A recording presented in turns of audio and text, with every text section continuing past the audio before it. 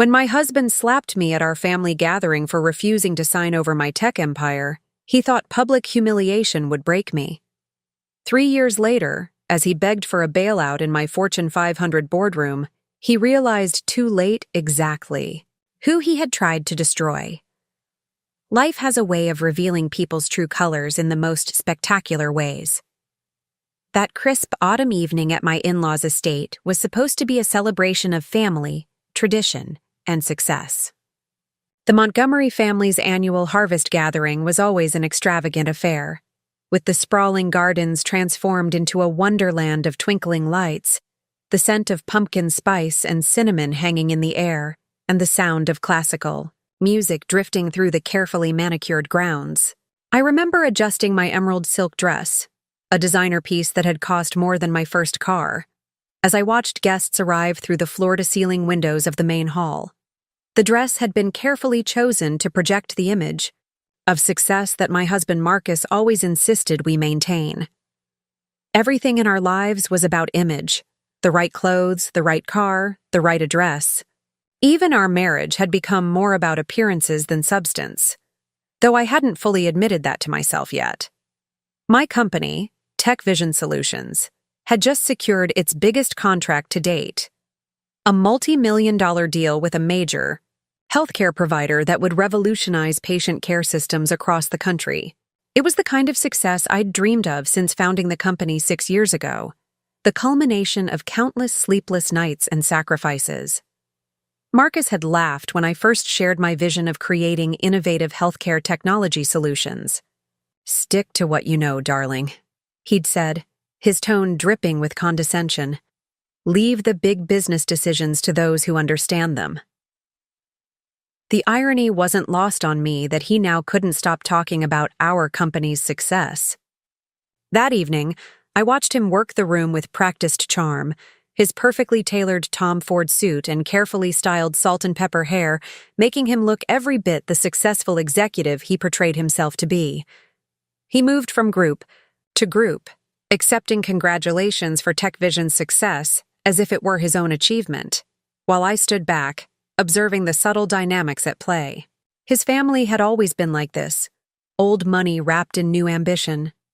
The Montgomerys had built their fortune in real estate generations ago, and now each new family member was expected to contribute to the dynasty in their own way. Marcus had been groomed from birth to take over his father's development company, but recent whispers suggested all was not well in the Montgomery empire. I'd noticed the tension in his shoulders, the way he'd been spending more time in his home office, speaking in hushed tones on the phone. "Sarah, darling." My mother-in-law's voice cut through my thoughts. Eleanor Montgomery approached with her usual air of regal authority, her silver hair perfectly coiffed, her Hermes scarf artfully draped around her shoulders. "The caterers need your approval on the dessert presentation. Do be a dear and handle that while I greet the Hendersons." It wasn't a request. It never was with Eleanor. Everything was a carefully orchestrated dance of power and control. As I made my way through the growing crowd, I caught snippets of conversation that made my skin prickle. Marcus's cousin Claire, never one to miss an opportunity for drama, was holding court near the grand staircase. "Of course it's all very impressive," she was saying, her voice carrying just enough to ensure I could hear. "But one has to wonder about the stability of it all. These tech startups can be so volatile." I might have dismissed it as typical family sniping if I hadn't noticed Marcus's father, Richard, watching me with an unusually calculating expression. The Montgomery patriarch rarely paid attention to anything that wasn't directly related to his own interests. Something was off, but I couldn't quite put my finger on what. The evening progressed with the usual mixture of subtle power plays and forced pleasantries that characterized Montgomery family gatherings. I was just beginning to think we might make it through the night without incident when Marcus appeared, at my side, his hand gripping my elbow with unexpected force. "We need to talk," he murmured, his breath hot against my ear. "Now." He steered me toward his father's study, the one room in the house that had always been off limits to anyone outside the immediate family. As we entered, I noticed Richard and Eleanor were already there, along with Marcus's brother Thomas, who was examining something on the massive mahogany desk with great interest. The heavy door clicked shut behind us, and suddenly the warmth of the autumn evening gave way to a chill that had nothing to do with the temperature. Something in the air had shifted, and I knew with absolute certainty that whatever was about to happen would change everything. Richard Montgomery's study had always felt like a fortress of masculinity, with its dark wood paneling, leather-bound books, and the overwhelming scent of expensive cigars. That night, it felt more like a trap. The antique Tiffany lamp cast shadows that danced across the faces of my husband's family, turning familiar features into masks of barely concealed hostility. Marcus released my elbow and moved to stand beside. His father's desk, adjusting his platinum cufflinks, a nervous habit I'd noticed over our years together. Thomas hadn't looked up from the papers spread before him, but Eleanor had positioned herself near the door, effectively blocking my exit. The choreography of their movements was too perfect to be coincidental. "Sarah," Richard began, his voice carrying that particular tone he reserved for business negotiations. "I think it's time we had a frank discussion about the future of Tech Vision."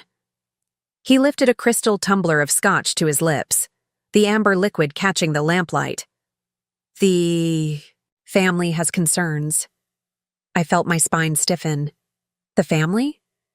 I kept my voice steady, professional. "I wasn't aware the family had any stake in my company." "That's precisely the problem," Eleanor interjected, her perfectly manicured nails drumming against the leather arm of her chair.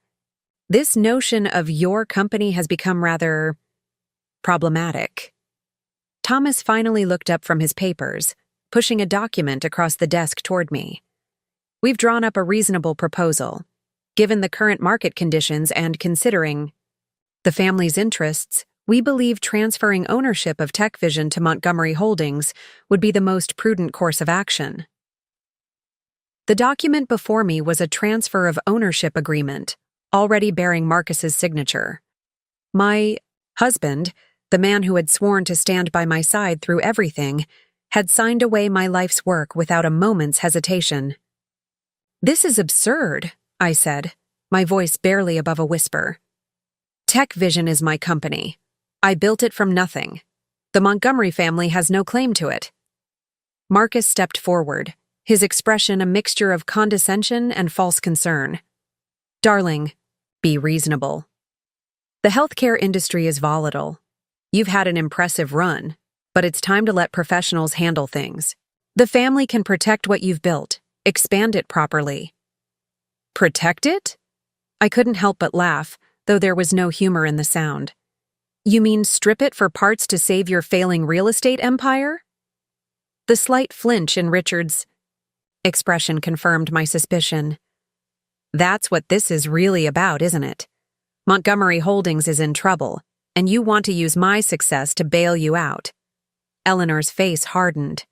"Mind your tone, Sarah. Remember who welcomed you into this family, gave you the connections that made your little venture possible in the first place." "My tone?" I turned to face her fully.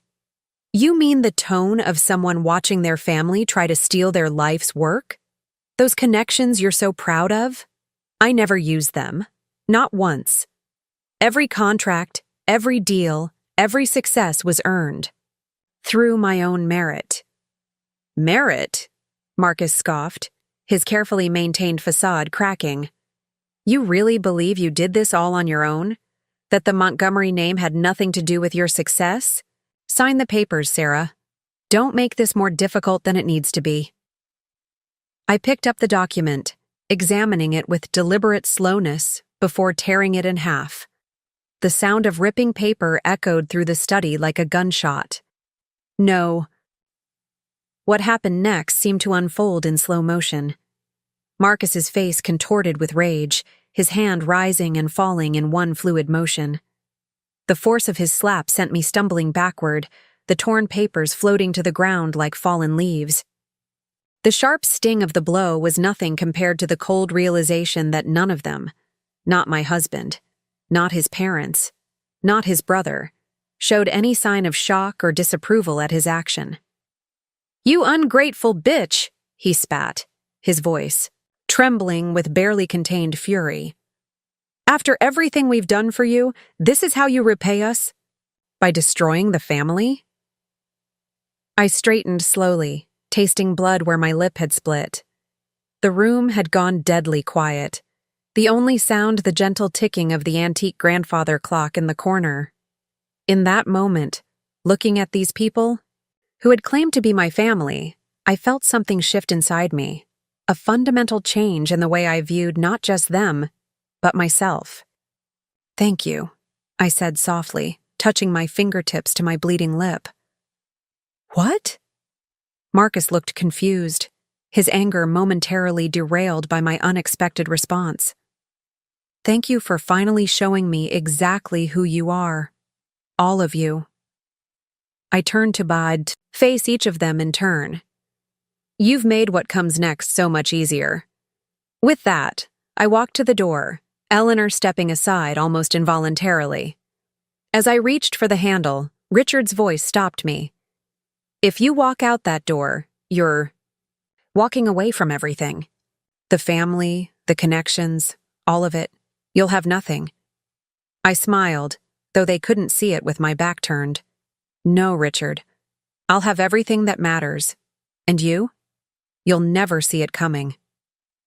The autumn air hit my face like a slap as I emerged from the study, the gentle music and laughter from the gathering now seeming grotesque in its artificiality.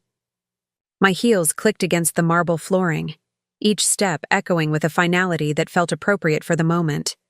Everything had changed, yet the party continued as if nothing had happened. Crystal glasses clinked, fake laughter tinkled, and the orchestra played on. I could feel the eyes following me, the curious glances, the whispered conversations.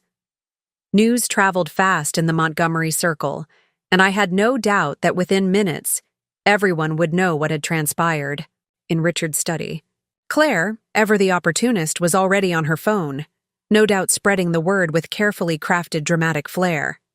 As I reached the grand staircase, I heard Marcus's voice behind me, loud enough to ensure an audience. "Sarah, don't be dramatic. Come back here and let's discuss this like adults." His tone was perfectly calibrated, reasonable, controlled, making me appear to be the irrational one. It was a technique I'd watched him use in countless business negotiations, but I'd never been on the receiving end until now. I turned slowly, aware that the music had quieted and conversations had hushed. The split in my lip had stopped bleeding, but I could feel it swelling. Marcus stood at the top of the stairs, flanked by his parents and brother, the perfect picture of family unity. Behind them, guests pretended not to watch while drinking in every detail. "Like adults?" I repeated, my voice carrying clearly through the now silent room. "Was it adult-like to try to steal my company? Or perhaps you mean the adult-like way you hit me when I refused to sign it over?" A collective gasp rippled through the crowd. Eleanor stepped forward, her social training kicking in to manage the situation. "Sarah, dear, you're obviously upset. These family matters are better discussed in private." "Family matters?" I laughed, the sound sharp and bitter. "Let's talk about family, Eleanor. Let's discuss how your son married me believing he could eventually take control of any success I might achieve. Or how about we discuss the fact that Montgomery Holdings is failing, and instead of admitting defeat, you thought you could simply take what I built." Richard's face had turned an interesting shade of purple. "That's enough," he thundered. But for the first time in 15 years, his authoritative voice had no effect on me. "You're right, Richard. It is enough." I reached up and removed my wedding ring, the platinum band that had once symbolized love and commitment now feeling like a shackle. "I've had enough of the manipulation, the lies, and the thinly veiled contempt. You all thought I was nothing without the Montgomery name? Watch me." I dropped the ring, letting it bounce down the marble stairs with a series of metallic pings that seemed to punctuate my words. The sound of it rolling across the floor was deafening in the silence that had fallen over the gathering. Marcus started down the stairs, his face a mask of controlled rage. "If you do this, you'll regret it. We made you who you are. Without us, you're nothing but a small-time tech developer with delusions of grandeur." I smiled then, a genuine smile that seemed to unsettle him more than anger would have. "No, Marcus, you never made me anything. You just made me stronger by trying to break me." I turned to address the watching crowd. "I hope you've all enjoyed the show. Consider this my final performance as a Montgomery." As I walked toward the front door, I heard Eleanor's sharp voice. "If you leave now, don't expect to ever be welcomed back." The Montgomery family doesn't forgive betrayal. I paused with my hand on the door handle. Betrayal? How interesting that you see it that way. But then, people who are used to taking what they want rarely understand when someone refuses to give it to them. I pushed open the heavy oak door, letting the cool night air rush in. "Oh, and Eleanor, I'd start looking for a good crisis management team. You're going to need one." The door closed behind me with a satisfying thud, cutting off the burst of shocked conversations that had erupted in my wake. The circular driveway was lined with luxury cars, Bentleys, Maseratis, and Mercedes, that had seemed so important just hours ago. Now they just looked like expensive shells, much like the family I was leaving behind. My own car, a car I had bought with my own money, despite Marcus's insistence on using one of the family's vehicles, sat at the end of the drive. As I walked toward it, my phone began buzzing with incoming messages and calls. I pulled it out and saw Marcus's name flashing on the screen.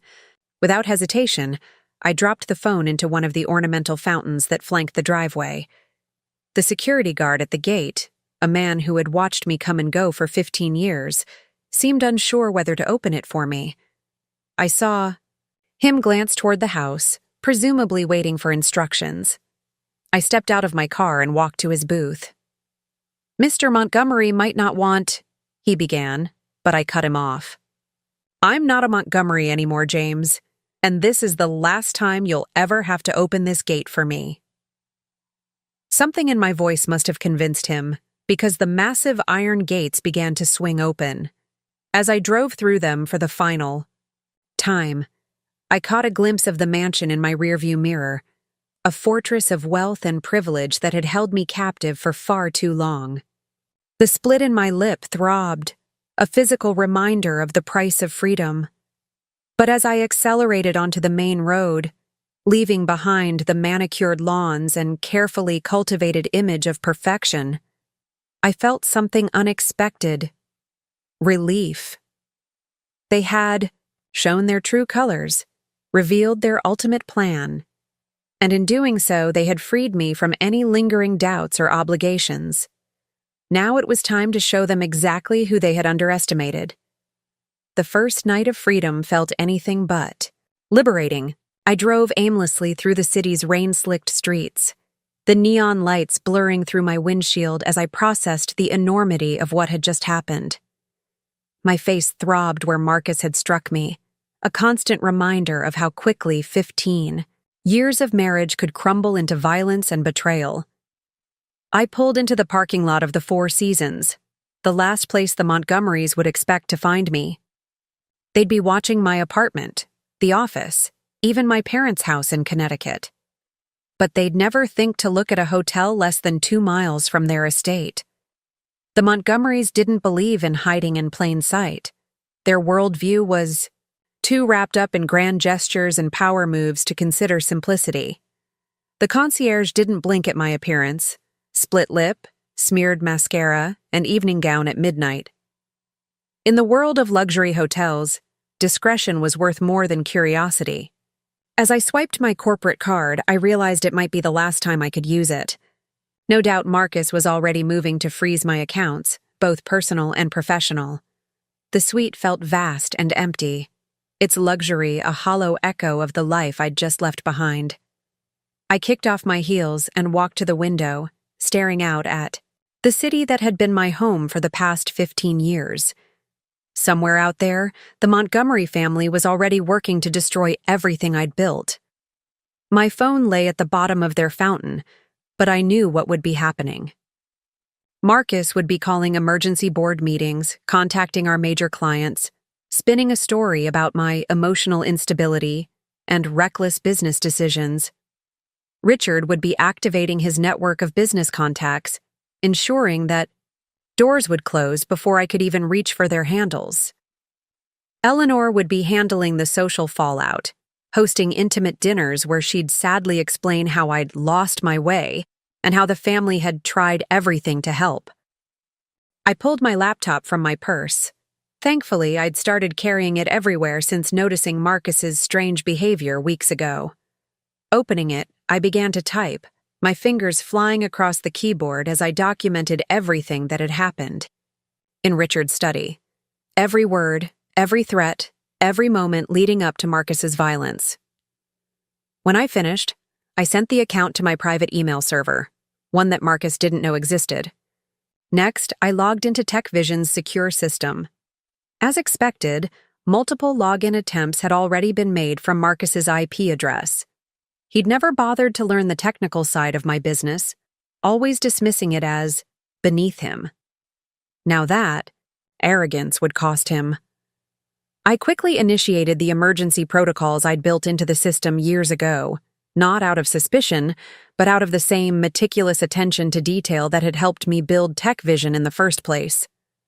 Within minutes, all critical data was backed up to secure servers. Access codes were changed, and key employees were notified of an emergency protocol activation. A separate email went out to my most trusted team members, people I'd hired, myself, whose loyalty was to the company rather than the Montgomery name. The sun was rising by the time I finished, casting long shadows across the hotel room. My body ached from tension, and my mind raced with all the things I still needed to do. But beneath the exhaustion and pain, something else was building. A cold, clear certainty about what came next. I ordered room service, coffee, and a light breakfast I couldn't taste, and opened my laptop again. This time, I navigated to a folder I'd created months ago when I first noticed the signs of trouble in Marcus's behavior. Inside were carefully documented records, suspicious transfers from Montgomery Holdings, attempted access to TechVision's proprietary information, emails and meeting notes that painted a clear picture of premeditation. I hadn't known exactly what they were planning, but I'd known something was coming. The Montgomerys had taught me well, perhaps too well, about the importance of always being prepared for betrayal. They just never expected me to apply those lessons to them. My phone had automated every critical notification to my laptop, so I watched as the messages rolled in. Marcus had indeed called an emergency board meeting for 9 a.m. Richard was already reaching out to our major investors. Eleanor had begun her social media campaign, posting a cryptic message about keeping the family in her prayers during this difficult time. But they had underestimated two critical factors. First, TechVision's success wasn't built on the Montgomery name. It was built on revolutionary healthcare technology that our clients couldn't easily replace. Second, I had spent years building relationships with our partners based on trust and results, not social connections and old money. A knock at the door interrupted my thoughts. For a moment, my heart raced. Had they found me already? But it was just the hotel manager, personally delivering a package that had been sent to my attention. Inside was a burner phone and a business card from Diana Chen, one of Silicon Valley's most ruthless corporate lawyers. A handwritten note accompanied it. "I've been waiting for your call. Time to show them what real power looks like." I smiled, remembering the lunch Diana and I had shared 6 months ago, when she'd warned me about rumors of Montgomery Holdings' financial troubles. She'd seen through the family's facade then, recognizing in me a kindred spirit, someone else who'd built something real in a world of smoke and mirrors. Picking up the burner phone, I dialed her number. She answered on the first ring. "They finally showed their hand?" she asked without preamble. "Yes." "And you're ready to fight back?" I touched my split lip, feeling the swelling that would serve as a reminder of this night for days to come. "They tried to take everything from me, Diana. Now I'm going to show them exactly what that feels like." "Good," she replied, and I could hear the smile in her voice. "Let's get to work." The next 48 hours unfolded like a high-stakes chess match. I moved into a suite at the Four Seasons competitor hotel, knowing the Montgomerys would eventually think to check their preferred establishments. Diana had arranged for a team of private security professionals to sweep my new temporary residence for surveillance devices and establish secure communications protocols. The morning after the confrontation, I watched the business news coverage from my laptop. As expected, Montgomery Holdings had issued a press release expressing deep concern about the leadership situation at TechVision. The financial markets responded with predictable nervousness, our stock price dipping as speculation ran wild about internal power struggles and management instability. "Let them play their game," Diana advised during our morning strategy session. She sat across from me at the suite's dining table, her sharp features reflected in the screen of her tablet as she reviewed documentation. "They're following an outdated playbook, one that worked when business was conducted in country clubs and boardrooms. They don't understand that real power in today's world lies in innovation and actual results." She was right. While Marcus and his family were busy attempting to leverage their social connections, I was focusing on what really mattered. My core team at TechVision, the brilliant minds who had helped build our revolutionary healthcare systems, had received my emergency protocols and responded exactly as I'd hoped. By noon, our chief technology officer had secured all our proprietary technology and intellectual property. Our lead developer had implemented additional security measures I'd designed months ago, effectively locking the Montgomerys out of our most critical systems. "Ms. Carter?" My new assistant, hired by Diana from a specialist agency, appeared with a fresh stack of documents. "The preliminary injunction papers are ready for your review, and Dr. Patel is on a secure line." Dr. Patel's call was crucial. As the head of research at one of the country's largest hospital networks, she had been instrumental in helping us develop our patient care systems. More importantly, she had become a friend over years of collaboration, one of the few real friendships I'd maintained despite the Montgomerys' attempts to isolate me within their social circle. "Sarah," her familiar voice came through clearly on the secure line. "I've been trying to reach you since I heard the news. Are you all right?" "I'm fine, Priya," I assured her, though my still swollen lip suggested otherwise. "But I need to know where you stand. The Montgomerys will be reaching out to all our major partners if they haven't already." There was no hesitation in her response. "They already did. Richard Montgomery himself called this morning, trying to convince me that the company would be in better hands under their management." She paused, and I could hear the anger in her voice. "I told him that our partnership is with you and your team, not with his family's holding company. We've seen the results of your work, Sarah. Our patient outcomes have improved by 30% since implementing your systems. The board won't throw that away because of some family power play." Relief flooded through me. Dr. Patel's support meant more than just maintaining one client relationship. Her influence in the healthcare sector would help others stand firm against the Montgomerys' pressure tactics. By late afternoon, Diana had arranged a virtual meeting with TechVision's board of directors. The Montgomerys had stacked the board with their allies over the years, but they'd never gained a majority, another detail that my husband had dismissed as unimportant. Now, facing the choice between backing a proven innovator and siding with a failing real estate empire, even their loyalists were wavering. "The numbers don't lie," I told the board, my voice steady as I presented our latest performance data. "TechVision's value comes from our technology and our team, not from any family name or social connections. The attempt to forcibly transfer ownership to Montgomery Holdings wasn't just illegal, it was a desperate move that would have destroyed everything we've built.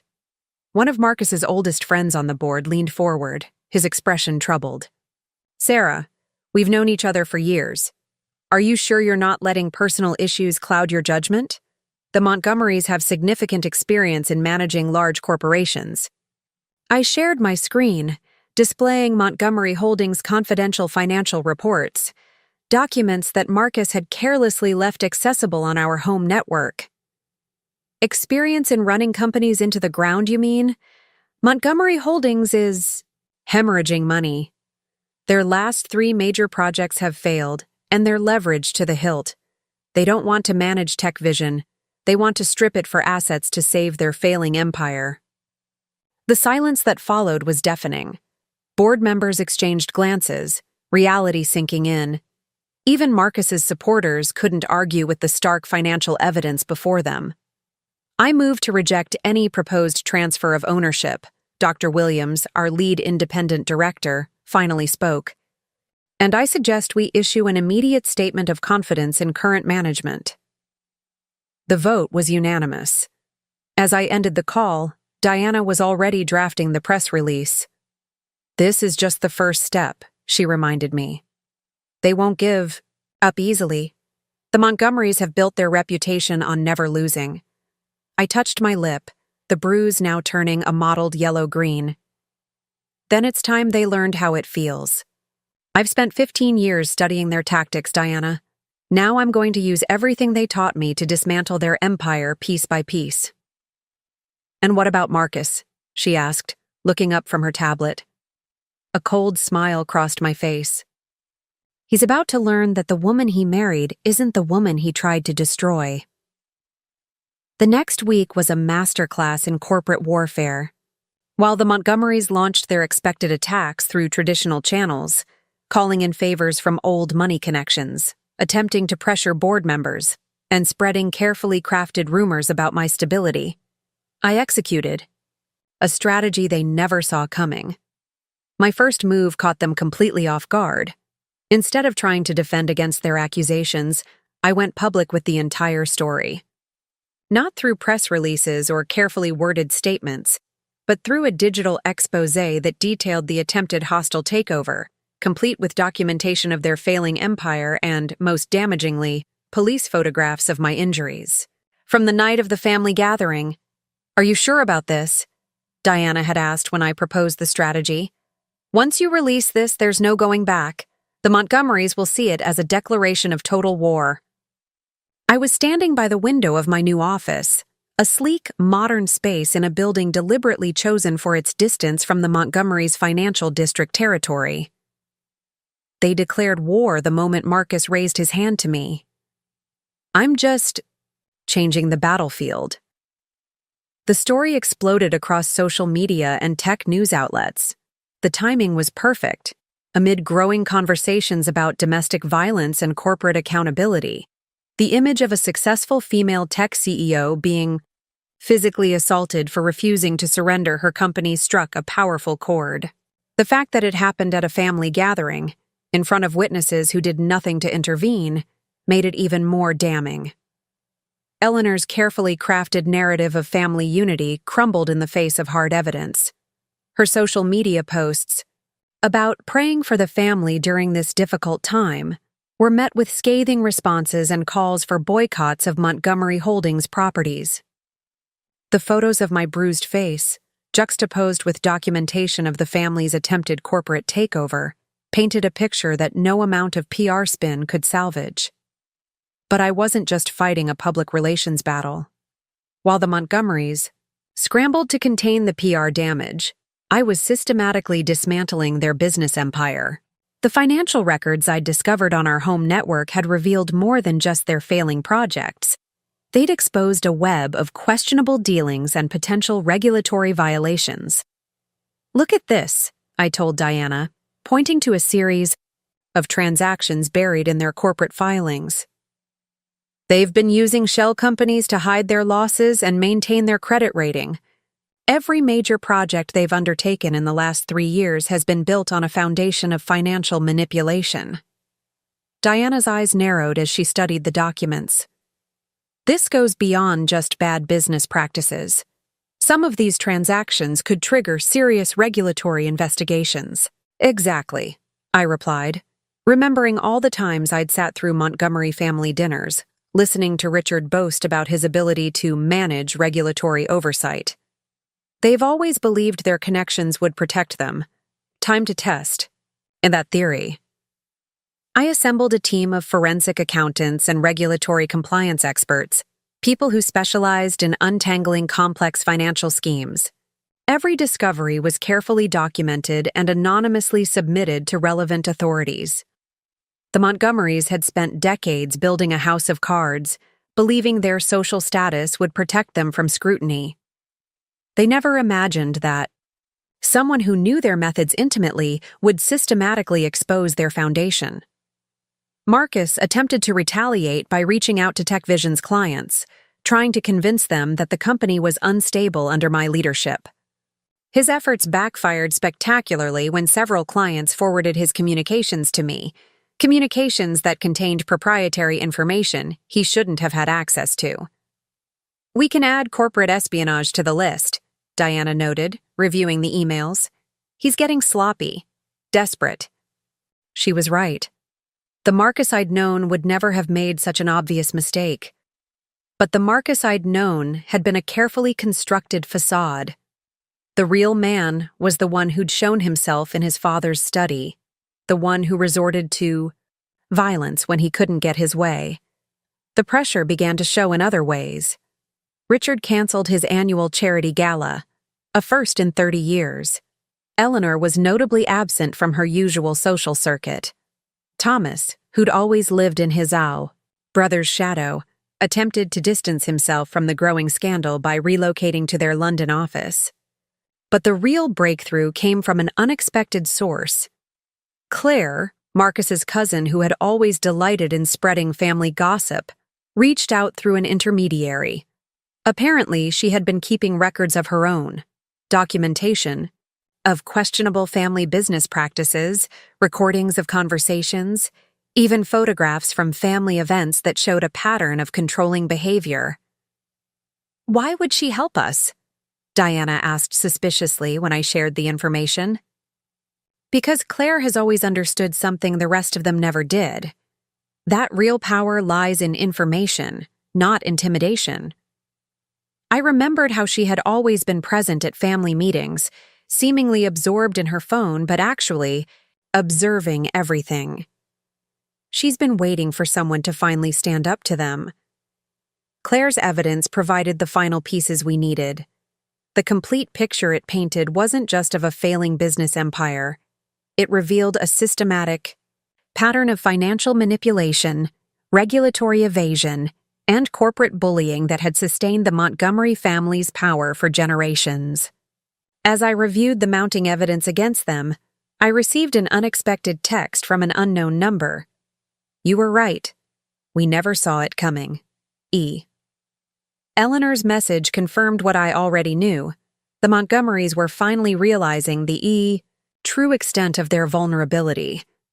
They had spent so long believing in their own invincibility that they'd never considered someone might know all their secrets, understand all their tactics, and have the courage to use that knowledge against them.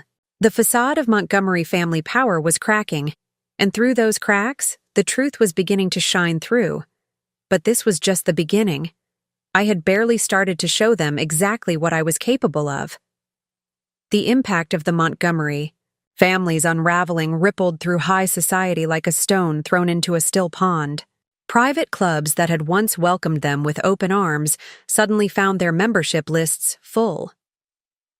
Charity boards quietly asked for Eleanor's resignation. Social events that had been Montgomery-centered for generations were abruptly being hosted by other families. I watched it all unfold from my new penthouse office, where floor-to-ceiling windows offered a panoramic view of the city they'd once thought they owned. TechVision had not only survived their attempted takeover, but was thriving. Our stock price had rebounded and then soared as the market responded to our newest healthcare innovations and the story of corporate resilience. The securities and Exchange Commission has opened a formal investigation into Montgomery Holdings, Diana announced, striding into my office one morning. She dropped a thick folder on my desk. They're particularly interested in those shell companies we identified. I flipped through the documents, noting the extensive scope of the investigation. How did Richard take the news? Diana's smile was sharp. According to my sources, he had to be given a sedative. Apparently, he's not handling the loss of control well. The old Sarah might have felt a twinge of sympathy. The woman I'd become understood that this was simply consequence meeting action. The Montgomerys had built their empire on the assumption that rules were for other people. Now they were learning otherwise. My assistant buzzed through on the intercom. "Ms. Carter, Thomas Montgomery is in the lobby. He's requesting a meeting." Diana and I exchanged glances. Thomas had been the quiet one during the confrontation in Richard's study, more focused on the paperwork than the actual conflict. Of all the Montgomerys, he'd been the least involved in the attempted takeover. "Send him up," I decided, "but have security on standby." Thomas looked different from the last time I'd seen him. Thinner, more haunted. The perfectly tailored suits and carefully maintained appearance that were Montgomery trademarks had slipped. He stood awkwardly in my office, looking out of place among the modern decor that had replaced the traditional styling his family preferred. "Sarah," he began, then stopped, seeming unsure how to continue. I need your help." I gestured to a chair, but remained standing. "Help with what, Thomas? Has Marcus sent you to negotiate?" He shook his head quickly. "No, they don't know I'm here. I'm here because—" He swallowed hard. "Because you were right about everything. The company is collapsing. Father's health is failing. Marcus is becoming more unstable by the day. And I have evidence that could bring down what's left of the family." I studied him carefully. "Why would you want to do that to your own family?" "Because they're not just destroying themselves anymore." His voice cracked slightly. "Eleanor's started liquidating charitable trusts to cover losses. Pension funds for long-term employees are being drained. Hundreds of people who trusted our family are going to lose everything when this house of cards finally falls." It was exactly what I'd suspected, but hadn't been able to prove. The Montgomerys weren't just fighting to save their empire, they were burning everything and everyone around them in a desperate attempt to maintain their facade of power. "What kind of evidence?" Diana asked, her legal mind already at work. Thomas pulled out a USB drive. "Everything. Account numbers, transfer records, recordings of family meetings where they planned how to hide the losses. Even—" He hesitated, looking at me. "Even footage from the security cameras in Father's study the night of the family gathering." My hand unconsciously went to my lip, where the last traces of bruising had finally faded. "You kept that footage?" He nodded. "I knew. I knew that night that everything was going to change, that what they were doing was wrong, but I was too much of a coward to stop it." I took the drive, turning it over in my hands. "Why now, Thomas? Why not come forward sooner?"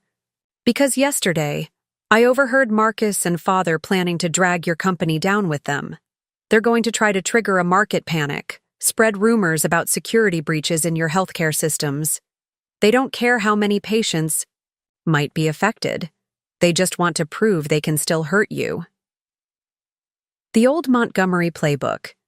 If you can't win, make sure everyone loses. But they'd forgotten who they were dealing with. I'd spent 15 years watching them operate, learning their tactics, understanding their weaknesses. "Diana," I turned to my lawyer, "how quickly can we move on this?" She was already on her phone. "I can have a team analyzing the evidence. Within the hour. If what Thomas says is true, we can have injunctions filed by morning." I turned back to Thomas. "You understand what this means? Once we use this evidence, there's no going back. The Montgomery name won't just be damaged, it will be destroyed." He stood straighter, and for the first time, I saw something in him that had never been there before: conviction. The name was destroyed the moment Marcus raised his hand to you. I'm just making sure the truth comes out before they can hurt anyone else." As Thomas left my office, I looked out over the city again. The Montgomery Empire had been built on secrets and fear, on the assumption that no one would dare to challenge them. They never understood that their greatest vulnerability wasn't their financial schemes or their social manipulations.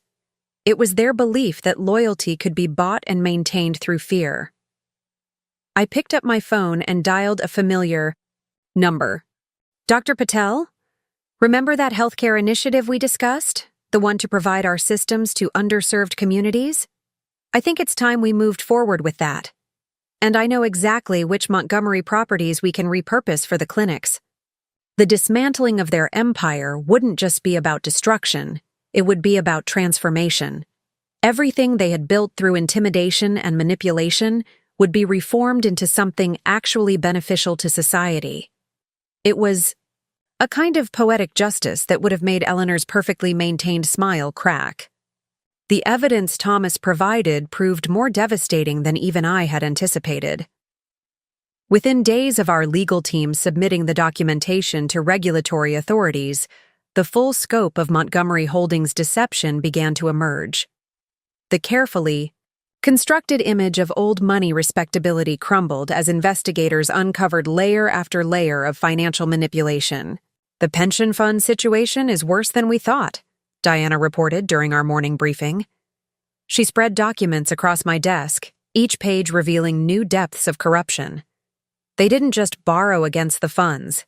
They've been systematically replacing real assets with worthless paper for years. Thousands of employees' retirement savings are essentially gone. I felt a cold anger settle in my chest. Can we trace where the money went? That's the interesting part. Diana pulled up a complex diagram on her tablet. Most of it was funneled through a series of offshore accounts, but the final destination appears to be personal accounts belonging to Marcus and Richard. They weren't just trying to save the company.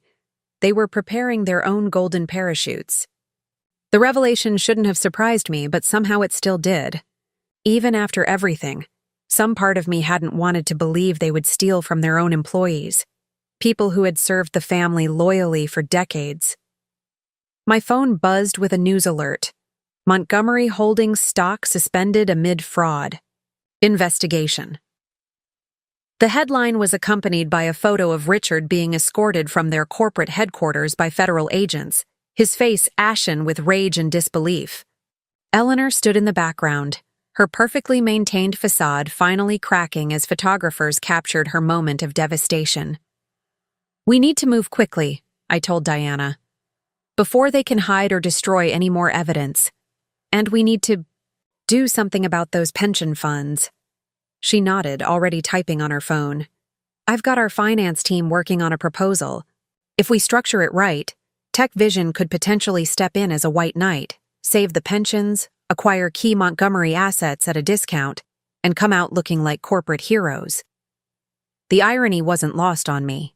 The company they had tried to steal could end up owning the ruins of their empire, but unlike them, we would use those assets to actually help people. My assistant interrupted with an urgent message. "Ms. Carter, Marcus is in the building. He somehow got past security. Should I call the police?" Before I could respond, my office door burst open. Marcus stood in the doorway, his appearance a shocking contrast to the polished executive I'd been married to. His expensive suit was rumpled, his face unshaven, and his eyes held a wild look I'd never seen before. "You vindictive bitch," he snarled, taking a step forward. "Are you happy now? You've destroyed everything." Diana reached for her phone, but I held up a hand to stop her. "Security's already on the way, aren't they, Lisa?" I asked my assistant calmly. "Yes, Ms. Carter, 30 seconds out." I turned, back to Marcus, noting how his hands trembled with barely suppressed rage. "I destroyed nothing, Marcus. You and your family did that all by yourselves. I just exposed the truth." He laughed, a harsh, bitter sound. "The truth? You want to talk about truth? The truth is, You were nothing before us. We gave you everything. The connections, the opportunities, the status. And this is how you repay us? No, Marcus. I stood, walking around my desk to face him directly. The truth is that you never gave me anything. Everything I built despite you, not because of you. You just couldn't stand that, could you? The idea that your wife might be more successful than you? His face contorted, and for a moment I thought he might try to hit me again. But before he could move, security officers flooded the office. This time, there were witnesses. This time, there would be consequences. As they led him away, still shouting threats and accusations, I turned to Diana. Make sure that footage from my office security cameras is sent to the prosecutors, and draft a restraining order, not just against Marcus, but the entire family. She nodded, but her expression was concerned. They're going to get desperate now. This kind of public humiliation, the criminal charges, the loss of status, it's everything they feared most. Good, I replied, straightening papers on my desk that Marcus's entrance had disturbed. Let them feel what it's like to lose everything. Let them experience what they've put so many others through. My phone lit up with another message, this one from Claire. Eleanor's been hospitalized. Anxiety attack after the arrests. Richard's lawyer is trying to make a deal with prosecutors. The family's turning on each other. I remembered Eleanor's words from the night of the family gathering. The Montgomery family doesn't forgive betrayal. She had been right about that, but she'd never imagined they would end up betraying each other. Are you okay? Diana asked softly, watching me read the message. I looked out my window at the city skyline, where the Montgomery building had once dominated the view. Their logo was being removed today, another visible symbol of their falling empire. I'm better than okay, I replied. I'm free. And now, so are all the people they've been exploiting for years. Diana gathered her papers, preparing to leave. There's going to be fallout from this for months, maybe years. Criminal trials, civil suits, regulatory hearings. Let them come, I said firmly. Everything they did in darkness is going to be dragged into the light. It's time for the world to see the real Montgomery family. As if to punctuate my words, another news alert flashed across my screen. Montgomery Family Trust frozen. Charitable foundations under investigation. The empire wasn't just crumbling anymore. It was being systematically dismantled, brick by corrupt brick. The media dubbed it the Montgomery Meltdown. What had started as a family power struggle had evolved into one of the biggest financial scandals of the year. Every day brought new revelations, each more damaging than the last. But while the public was fascinated by the salacious details of the family's downfall, I was focused on something more important: rebuilding what they had destroyed. The pension fund restoration project is ready to launch, I announced to our board of directors. The boardroom, now relocated to our new headquarters, was a stark contrast to the old-world opulence of Montgomery Holdings. Modern, transparent, and filled with natural light, it reflected the company culture I'd always envisioned. The financial impact on TechVision will be significant, one director cautioned. Taking on those pension obligations will be offset by the acquisition of Montgomery assets at pennies on the dollar, I finished. But more importantly, it's the right thing to do. Those employees didn't deserve to lose their retirement savings because of the family's greed. The vote was unanimous. Within hours, we announced a comprehensive plan to protect the pensions of former Montgomery Holdings employees. The press coverage was immediate and overwhelmingly positive. Tech, CO saves thousands of pensions after ex-husband's family's fraud. Diana arrived at my office later that day with more updates. Richard's plea deal just became public. He's turning state's evidence against Marcus and several board members. Apparently, family loyalty only goes so far when you're facing federal charges. I wasn't surprised. The Montgomerys had always preached family unity, but their true loyalty had only ever been to power and status. Now that both were gone, they were turning on each other with the same ruthlessness they'd once directed at outsiders. "There's something else," Diana continued, her expression serious. "Eleanor's requesting a private meeting. She sent this through. Her personal attorney, not the family's legal team." That was unexpected. Eleanor Montgomery had always been the family's chief architect of social manipulation. For her to reach out independently, especially now, meant something significant had changed. Set it up, I decided. But not here, somewhere neutral. The meeting was arranged for the following day at a small, private restaurant, the kind of place the old Eleanor would never have deigned to visit. When I arrived, I almost didn't recognize her. Gone were the designer clothes and perfect makeup. Instead, she wore simple black slacks and a sweater, her face bare of cosmetics and showing every one of her 60-plus years. "Thank you for meeting me," she said quietly as I sat down. "No air kisses, no social pretense. I know you have every reason to refuse." "Why am I here, Eleanor?" She took a deep breath. "Because you need to know the truth, about everything, about why we really targeted your company, and what Marcus was planning to do even before that night at the family gathering."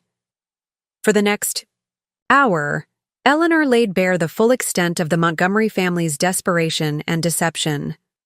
The real estate empire had been failing for years, propped up by increasingly risky financial maneuvers. Marcus's marriage to me had been strategic from the start. They'd identified me early on as someone with potential, someone they could mold and eventually exploit. "We thought we were so clever," Eleanor admitted, her voice bitter. "Looking for someone brilliant but isolated, someone who would be grateful for the family's acceptance. We never imagined you'd outgrow our control." "Why tell me this now?" I asked, studying her face for any sign of manipulation. "Because I'm dying," she replied simply. "Cancer, very advanced. The doctors give me 6 months at most, and I don't want to die knowing I helped destroy innocent people's lives to protect a lie." She reached into her bag and pulled out a USB drive. "This contains everything. Family. Records going back 3 generations. Every scheme, every manipulation, every person we've ever destroyed to maintain our position. Use it however you want." I took the drive, feeling its weight in my hand. "This won't change anything, Eleanor. It won't save Richard or Marcus from prosecution." "I don't expect it to," she said, standing up. "But maybe it can help you protect others from families like ours. There are more Montgomerys out there. Sarah. Different names, same tactics." As she turned to leave, she paused. "That night when Marcus hit you, I should have stopped him. I should have done a lot of things differently. I know it means nothing now, but I'm sorry." I watched her walk away, her once proud posture now stooped with the weight of her revelations. The Eleanor Montgomery who had terrified society debutantes and ruled charity boards with an iron fist was gone, replaced by a woman finally facing the consequences of a lifetime of choices. Back at my office, I reviewed the contents of Eleanor's drive. The scope of the Montgomery family's manipulation was even broader than I'd imagined. Their influence had extended into politics, judiciary, even medical research funding. They hadn't just been wealthy, they'd been architects of a system designed to perpetuate power at any cost. "What are you going to do with all this?" Diana asked after I'd shown her some of the key documents. I looked out at the city skyline, where the space once dominated by the Montgomery building now showed a gap like a missing tooth. "We're going to use it to make sure this never happens again. Tech Vision isn't just going to be about healthcare innovation anymore. We're going to create a foundation dedicated to corporate accountability and protecting whistleblowers." "They're not going to like that," Diana warned. "Not just the Montgomerys, but all the other families like them. I smiled, thinking of Eleanor's warning about other families using the same tactics. Good. It's time they learned that the old ways of doing business are over. The world is changing, and they can either change with it or end up like the Montgomerys. The sun was setting over the city, casting long shadows across my office. Somewhere in a federal holding facility, Marcus was awaiting trial. Richard was negotiating his plea deal, and Eleanor was facing her own final reckoning. The Montgomery family had tried to break me, but instead, they'd given me the tools and motivation to break a system that had protected people like them for generations. The day of Marcus's sentencing arrived with an unexpected autumn chill. The courthouse steps were crowded with reporters and photographers, all eager to capture the final chapter of the Montgomery saga. I sat in the back of the courtroom, watching as the man who had once been my husband was led in wearing an orange jumpsuit, a far cry from his beloved Tom Ford suits. The evidence against him had been overwhelming. Between Thomas's documentation, Eleanor's revelations, and the mountain of financial records our team had uncovered, Marcus's defense had crumbled before it even began. His own father's testimony against him had been the final nail in the coffin. "The defendant will rise," the judge announced, her voice cutting through the hushed courtroom. Marcus stood, but his shoulders were slumped, his once proud posture broken. He didn't look back at the gallery, didn't try to find me in the crowd. He knew I was there. I'd made sure of that. "Marcus Montgomery," the judge began, "you have been found guilty of multiple counts of securities fraud, embezzlement, conspiracy, and corporate theft. The evidence presented shows not just criminal activity, but a profound breach of trust of your employees, your shareholders, and the public." I watched as the judge detailed his crimes, each one a reminder of how the mighty Montgomery empire had been built on lies and manipulation. When she finally announced the sentence, 15 years in federal prison, I felt no joy, no satisfaction. Instead, I felt a profound sense of closure. As the bailiffs led him away, Marcus finally turned, his eyes meeting mine for a brief moment. In that look, I saw something I'd never seen before. Recognition. Not of me as his wife or as his victim, but as the architect of his downfall. He finally understood that I hadn't just survived his betrayal, I had transformed it into the weapon that destroyed everything he held dear. Outside the courthouse, Diana met me at the bottom of the steps. "Richard's sentencing is next week," she reminded me. "And the civil suits against the family are just beginning. This could drag on for years." "Let it," I replied, watching the media frenzy around Marcus's transport vehicle. "Every day this stays in the news is another day. Other families like the Montgomerys are put on notice." Back at Tech Vision's headquarters, I found my team gathered in the conference room. On the screens, news coverage of the sentencing played, on mute while they reviewed the latest projections for our healthcare initiatives. "The Montgomery Foundation assets have been fully transferred," our CFO reported. "We've already begun converting their old properties into medical centers. The first clinic opens next month in what used to be their flagship hotel." The irony wasn't lost on anyone. The very buildings that had once symbolized Montgomery excess and privilege were being transformed into centers of healing and hope. It was a metamorphosis that went beyond mere business. It was a statement about the kind of power that truly mattered. "Ms. Carter," my assistant appeared at the door. "Claire Montgomery is here to see you." Claire entered the conference room, looking both out of place and oddly at home. Of all the Montgomery family members, she had emerged from the scandal relatively unscathed, largely thanks to her early cooperation with investigators. "I thought you should have this," she said, placing a familiar-looking invitation on the table. "They found it in Eleanor's personal effects after she passed. She never sent it out, but, well, you should read it." The invitation was to what would have been the Montgomery family's annual harvest gathering, the same event where everything had started. But Eleanor had changed the wording. Instead of the usual formal announcement, she had written a simple message I was wrong. You won. The family deserves everything that's coming. She wrote this the day before she died, Claire explained. I think she finally understood what the family name had really come to mean. I picked up the invitation, feeling the weight of the heavy cardstock. And what about you, Claire? What do you think it means now? She smiled, a genuine expression that held none of the old Montgomery social artifice. I think it means whatever you want it to mean. You're the one who broke the cycle, Sarah. You showed that real power isn't about what you can take from others. It's about what you can build for yourself. After she left, I stood at my office window, looking out at the city that had once been the Montgomerys' playground. The landscape had changed, not just physically, with their name removed from buildings and properties, but fundamentally.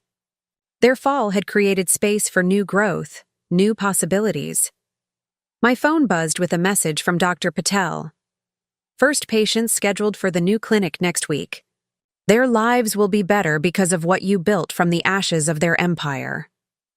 That night, as I left the office, I passed the wall where we displayed our company's mission statement. Below it, I'd recently added a new quote. True power lies not in what you can take from others, but in what you can create for the world. The security guard nodded as I passed, and I remembered that night at the Montgomery estate, when a similar guard had hesitated to let me leave. Everything had changed since then. I had changed. The woman who had driven away from that family, gathering in tears, was gone, replaced by someone stronger, wiser, and more powerful than the Montgomerys had ever imagined. Their attempt to break me had instead broken their hold over everything they thought they owned, and in the end, that was the greatest victory of all. 1 year after Marcus's sentencing, I stood on a stage at the Global Innovation Summit, preparing to deliver the keynote address. The audience was filled with tech leaders, healthcare professionals, and, most notably, representatives from old money families who had once moved in the Montgomerys' circle. They weren't here by choice. They were here because they couldn't afford not to be. Tech vision had evolved into something far beyond what either Marcus or I had originally envisioned. Our healthcare technology was revolutionizing patient care across the globe, but it was our corporate accountability initiative that had truly shaken the foundations of the business world. The old model of power is dead, I began, my voice carrying clearly through the auditorium. For generations, we've accepted the idea that success means taking from others, that power means control through fear and manipulation. The Montgomery scandal showed us the cost of that thinking, not just in dollars, but in human lives and broken trust. From my position on stage, I could see some of the old guard shifting uncomfortably in their seats. They knew what was coming. In the past year, our Corporate Accountability Foundation had exposed 3 more family-run corporations engaging in similar practices to the Montgomerys. Each exposure had been followed by reform, either voluntary or forced. But today, I'm not here to talk about the past. I'm here to announce the future. I gestured to the screen behind me, where our new initiative appeared. TechVision is launching the Corporate Renaissance Program, a $1 billion commitment to helping traditional companies transition to modern, ethical business practices. The irony was delicious. The very families who had once looked down on me, who had supported the Montgomerys' attempt to steal my company, were now being offered a lifeline by that same company. But it was a lifeline that came with strings, complete transparency, ethical governance, and a commitment to social responsibility. Diana sat in the front row, a slight smile playing on her lips. She knew, as I did, that we weren't just offering help. We were offering the old guard a choice: evolve or face the same fate as the Montgomerys. After the presentation, I met with Thomas in the conference center's garden. He had fully separated himself from his family's legacy, starting a small consulting firm that helped companies identify and correct ethical breaches before they became scandals. "You've changed everything," he said, looking out over the carefully manicured lawns. Not just the business landscape, you've changed how people think about power itself. The world was ready for change, I replied. The Montgomerys just didn't see it coming. A group of young entrepreneurs approached, eager to discuss the corporate renaissance program. Among them was a woman whose confident bearing reminded me of myself at that age, before the Montgomerys, before the betrayal, when all I had was a dream and the determination to make it reality. "Ms. Carter," she began, "your story inspired me to leave my family's company and start my own tech firm, but they're threatening to cut me off completely." I held up a hand, stopping her. "Let me guess. They think they can control you. Through money and social connections?"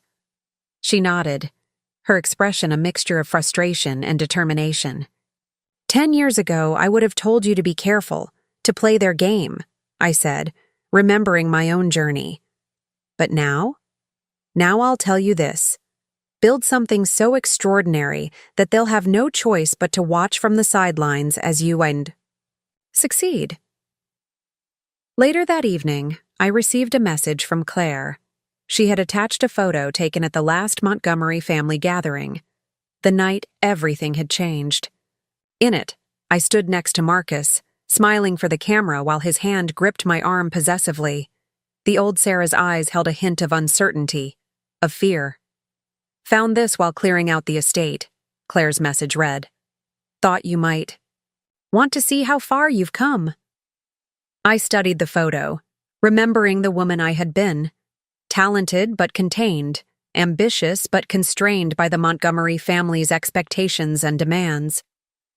That woman could never have imagined standing on a global stage, not just succeeding but fundamentally changing the way business was done. My phone buzzed again, this time with news that our latest healthcare innovation had received FDA approval. The system would make life-saving treatments accessible to millions who couldn't previously afford them. We were using the very buildings that had once symbolized Montgomery access to house medical clinics and research facilities. "The board meeting is starting," my assistant reminded me. "They're waiting to discuss the expansion of the accountability initiative." I took one last look at the photo before deleting it. The past was valuable as a lesson, but it wasn't where I lived anymore. The future, my future, was about creating something new, something better. In the boardroom, faces both familiar and new greeted me. Our board now included some of the brightest minds in technology, healthcare, and ethical business practices. The old portraits of Montgomery patriarchs had been replaced by artwork created by patients in our medical centers. "Let's begin," I said, taking my seat at the head of the table. "We have a world to change." 3 years to the day after that fateful family gathering, I stood in my office reviewing the final paperwork for the acquisition of Montgomery Holdings' last remaining asset, their historic family estate. The irony wasn't lost on me that the very house where Marcus had tried to steal my company would now become the headquarters for our Corporate Ethics Institute. Diana entered with a stack of newspapers, each headline telling a different part of the same story. TechVision CEO revolutionizes corporate culture. Former Montgomery estate to become ethics training center. Sarah Carter named business leader of the decade. "You might want to see this one," she said, placing a specific article on top. It was from a small local paper in the town where Marcus was serving his sentence. The headline read, "Former business mogul requests early release, citing reformed character." "He's trying to reinvent himself," Diana observed. "Claims he's had a complete change of heart about corporate responsibility. Even wrote a letter to the judge about how his fall from grace taught him humility." I smiled, remembering Eleanor's final words about the family's ability to adapt and survive. "Let me guess, he's hoping to position himself as a reformed corporate villain, ready to join the ethics movement." "That's his play," Diana confirmed. "But there's something else. He's requested a meeting with you before his hearing. Says he has something important to tell you." The old Sarah might have felt a flutter of uncertainty at such a request. The woman I'd become simply felt curiosity. "Set it up," But not at the prison. I want this on my terms. A week later, I sat in the visiting room of the minimum security facility where Marcus was serving his sentence. The room was designed to feel less institutional, with comfortable chairs and natural light, but nothing could hide its true nature. Marcus entered wearing standard prison attire, the orange jumpsuit a stark contrast to his once impeccable wardrobe. "Sarah," he began, his voice carrying an unfamiliar note of humility. "Thank you for coming." "You wanted to talk, Marcus, so talk." He sat down carefully, as if weighing each movement. "I've had a lot of time to think in here. About what I did, about who I was, who I became because of my family's expectations. And what great insights have you gained?" I kept my voice neutral, watching him closely. "That you were right, about everything. The way we did business, the way we treated people. It was all wrong. I see that now." He leaned forward, earnestness radiating from every pore. "I want to make amends, to be part of the solution." I studied him for a moment, noting the subtle tells that hadn't changed. The slight tightening around his eyes when he was performing, the way his hands remained perfectly still when he was trying to convince someone of something. "You know what your biggest mistake was, Marcus?" I asked, interrupting his carefully prepared speech. "It wasn't the fraud or the attempted theft of my company, or even hitting me. It was believing that power only flows in one direction, from those who take to those who give." He blinked, thrown off script. "I don't understand." The real power was never in the Montgomery name, or the family connections, or the social status. It was in what we could create, what we could build. You could have been part of something revolutionary, something that actually helped people. Instead, you chose to try to steal what you couldn't build yourself. "That's why I'm reaching out now," he insisted. "I want to be part of building something better." I stood, smoothing down my jacket. "No, Marcus. You want to find a new angle? A new way to regain some measure of control. But here's what you still don't understand. I didn't succeed because I outmaneuvered you. I succeeded because I was building something genuine while you were just maintaining a facade." As I turned to leave, he called out, "The family estate. I heard you bought it. What are you going to do with it?" I paused at the door. "We're turning it into a place where the next generation of business leaders will learn the difference between real power and the illusion of it." "Your father's study, where you tried to force me to sign away my company? That's going to be a classroom where we teach ethics and corporate responsibility." The look on his face, a mixture of disbelief and dawning comprehension, stayed with me as I left the prison. Back in my car, Diana was waiting with updates on our latest initiatives. "The first class of ethics fellows starts next month," she reported. "We had over 1,000 applications for 20 spots, and the healthcare division just finalized the patent for the new patient care system." I looked out the window as we drove past the former Montgomery Holdings building, now home to a consortium of healthcare startups we were mentoring.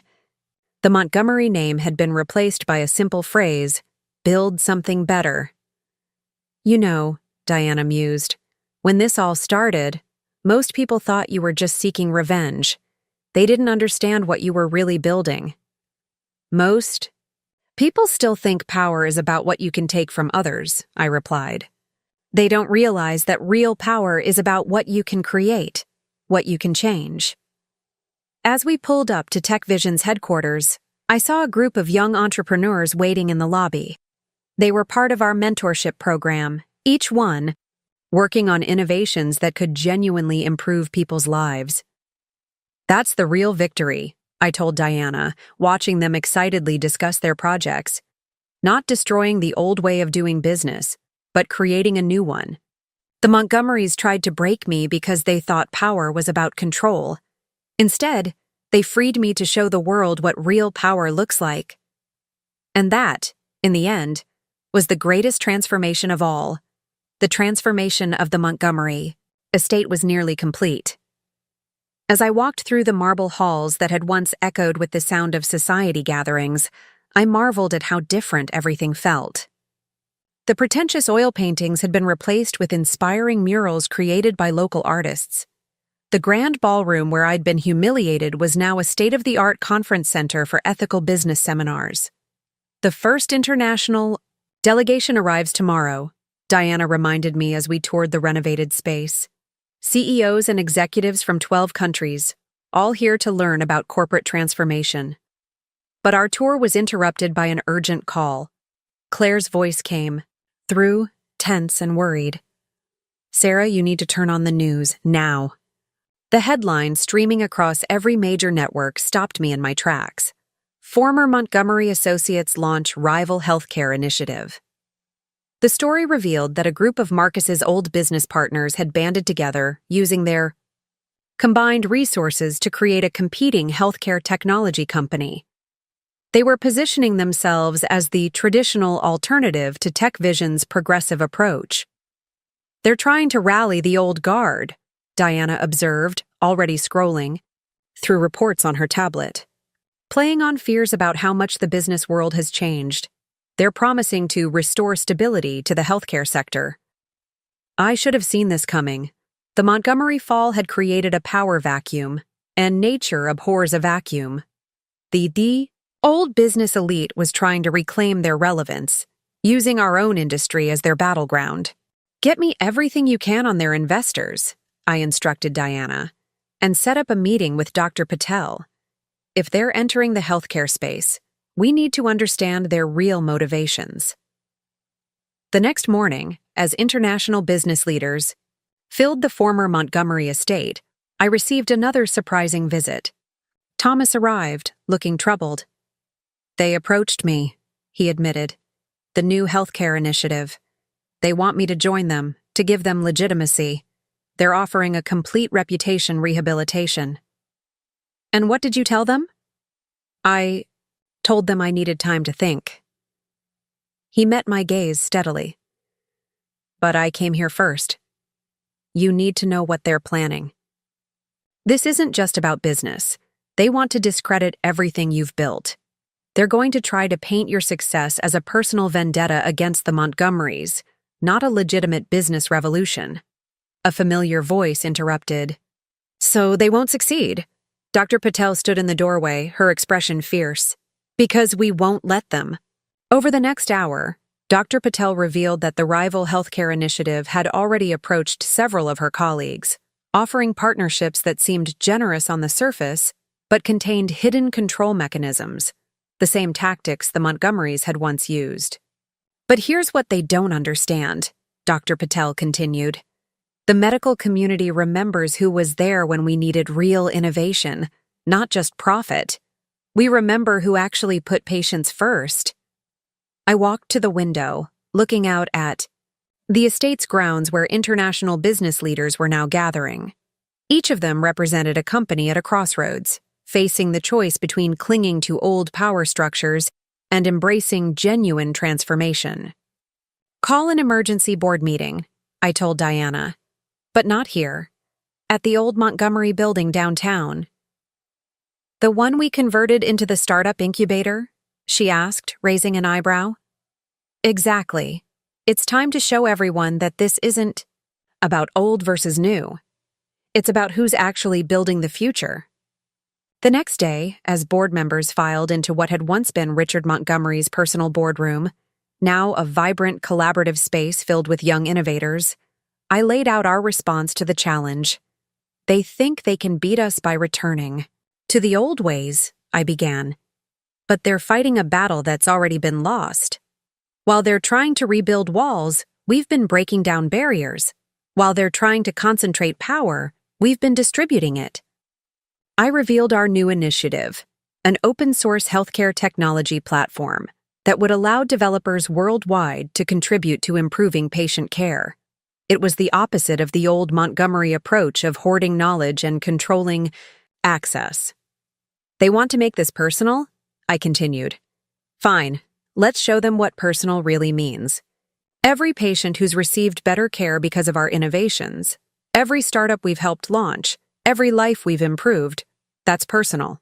That's real power. The international delegates watched from the gallery as our board unanimously approved the initiative. Among them, I noticed several faces I recognized from old Montgomery gatherings. People who had once dismissed me, now taking notes on how to transform their own companies. As the meeting concluded, Thomas approached me again. "I know what to tell them now," he said. "The answer is no. Some legacies aren't worth reviving." Looking around at what we'd built, the incubator full of passionate innovators, the international leaders eager to learn a new way of doing business, the healthcare professionals committed to real change, I realized that this latest challenge wasn't a threat. It was an opportunity to prove yet again that true power comes from creation, not control. "Let them try to rebuild the old walls," I told Diana as we left the meeting. "We'll just keep showing the world what happens when you tear them down instead." The launch of our open-source healthcare platform sent shockwaves through the industry. While our competitors scrambled to protect their proprietary systems, we were inviting collaboration from developers and healthcare providers worldwide. The contrast couldn't have been starker. Their walls versus our bridges, their control versus our community. But the rival healthcare initiative, now calling itself Heritage Health Solutions, wasn't backing down. Looking out over the city, I could see the lights of hospitals where our systems were helping doctors save lives right at that moment. In developing countries, our technology was enabling remote diagnoses and treatment. In crisis zones, our emergency response protocols were helping coordinate relief efforts. "They still think this is about the Montgomerys," I told Thomas, "about revenge or power or control. They don't understand that we're not fighting against something anymore. We're building towards something, and that's a battle they can't win." Operation Legacy turned out to be more insidious than we'd anticipated. Heritage Health Solutions had spent months quietly assembling a coalition of old money families and traditional healthcare executives, all united by their fear of the changes we'd sparked in the industry. Their plan wasn't just to compete with us. It was to fundamentally challenge the new paradigm we'd created. "They're calling for increased regulation of healthcare technology," Diana reported, spreading documents across my desk. "Specifically, targeting open-source medical systems and collaborative development platforms. They're claiming it's about safety and security, but it's really about control," I finished, scanning the proposals. The legislation they were pushing would effectively force healthcare technology back into the old model: proprietary, expensive, and accessible only to those who could afford premium prices. I was reviewing their proposal when my phone lit up with an urgent message from Dr. Patel. "Turn on the news, now." Heritage's CEO was holding a press conference, standing in front of their newly opened headquarters, a gleaming tower that deliberately mimicked the architectural style of the old Montgomery buildings. But it was his words that caught my attention. "While some companies prioritize rapid change and untested innovations," he was saying, his tone carefully measured, "we believe in the proven traditions of healthcare excellence. Our focus is on maintaining the high standards that have always characterized premium medical care." The message was clear. They were positioning themselves as the guardians of quality healthcare, implying that our open-source approach somehow meant lower standards. It was a clever play, designed to prey on people's fears about medical technology. But they had made one crucial mistake. "Diana," I called, already reaching for my phone, "get me Dr. Zhang from the WHO and contact every major hospital using our systems.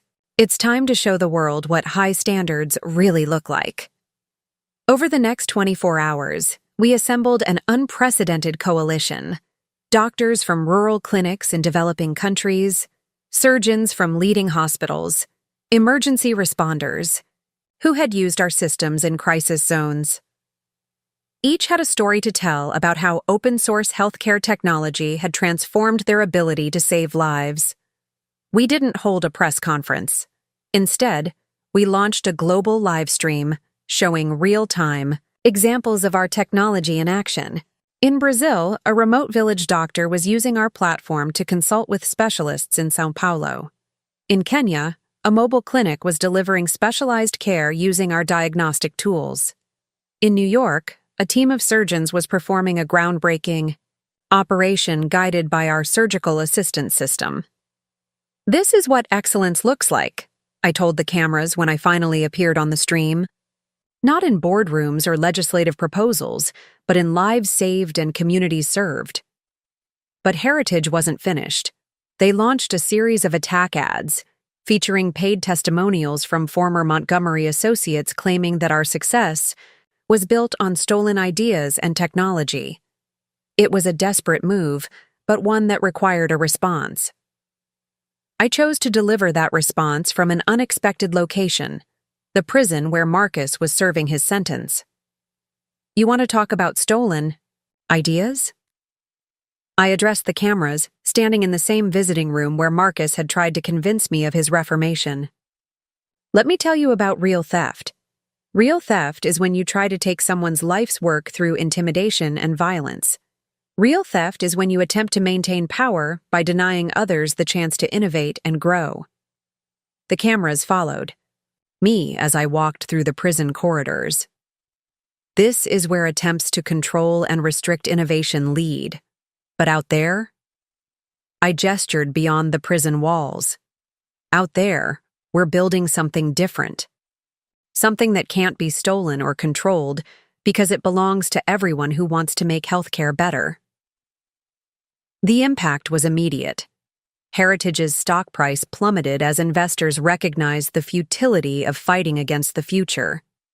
Their legislative proposals were met with a flood of opposition from medical professionals worldwide.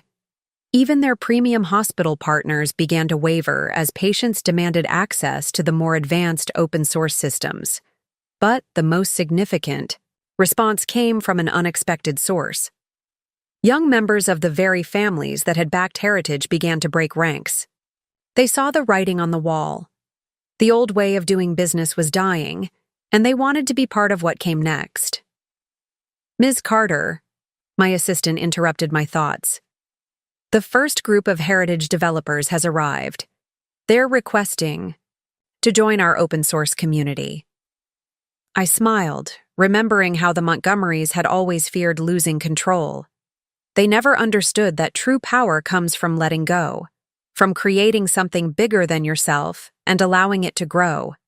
Beyond your control. Show them to the collaboration space, I instructed, and make sure they understand, here, we don't just write code, we write the future. Looking out from my office at the city skyline, I could see the Heritage Tower standing like a monument to the old way of thinking. But all around it, hospitals were using our systems to save lives. Clinics were expanding their capabilities through our platform. Developers worldwide were contributing to a healthcare revolution that couldn't be stopped by any amount of money or influence. The Montgomerys had tried to break me by taking away what they thought was my source of power. Instead, they had forced me to discover a different kind of power altogether, the power of creating something that could change the world. 5 years had passed since that rainy night when Marcus had slapped me at the family gathering. The world of corporate power had shifted so dramatically that it was almost unrecognizable. The Heritage Tower, once a symbol of resistance to change, now housed a collaborative innovation center where traditional healthcare companies worked alongside tech startups to create new solutions. I was reviewing plans for our newest global initiative when Diana burst into my office, her typically composed demeanor shaken. "You need to see this," she said, handing me her tablet. "Marcus is being released early. Good behavior and cooperation with ongoing investigations." The news shouldn't have affected me. I'd moved so far beyond the Montgomerys that they felt like characters from someone else's story. Yet something about this development stirred my curiosity. "There's more," Diana continued. "He's written a book. The Fall of Empire, a Montgomery story. It's being published next month." I scrolled through the pre-release details. Marcus was positioning himself as a reformed man, claiming to have seen the error of the old ways during his time in prison. He was promising to reveal the true story of how the Montgomery Empire fell and how it led to a revolution in corporate America. "Should we try to stop the publication?" Diana asked, already thinking like a lawyer. "No," I replied, setting down the tablet. "Let him tell his story. We'll let our work speak for itself."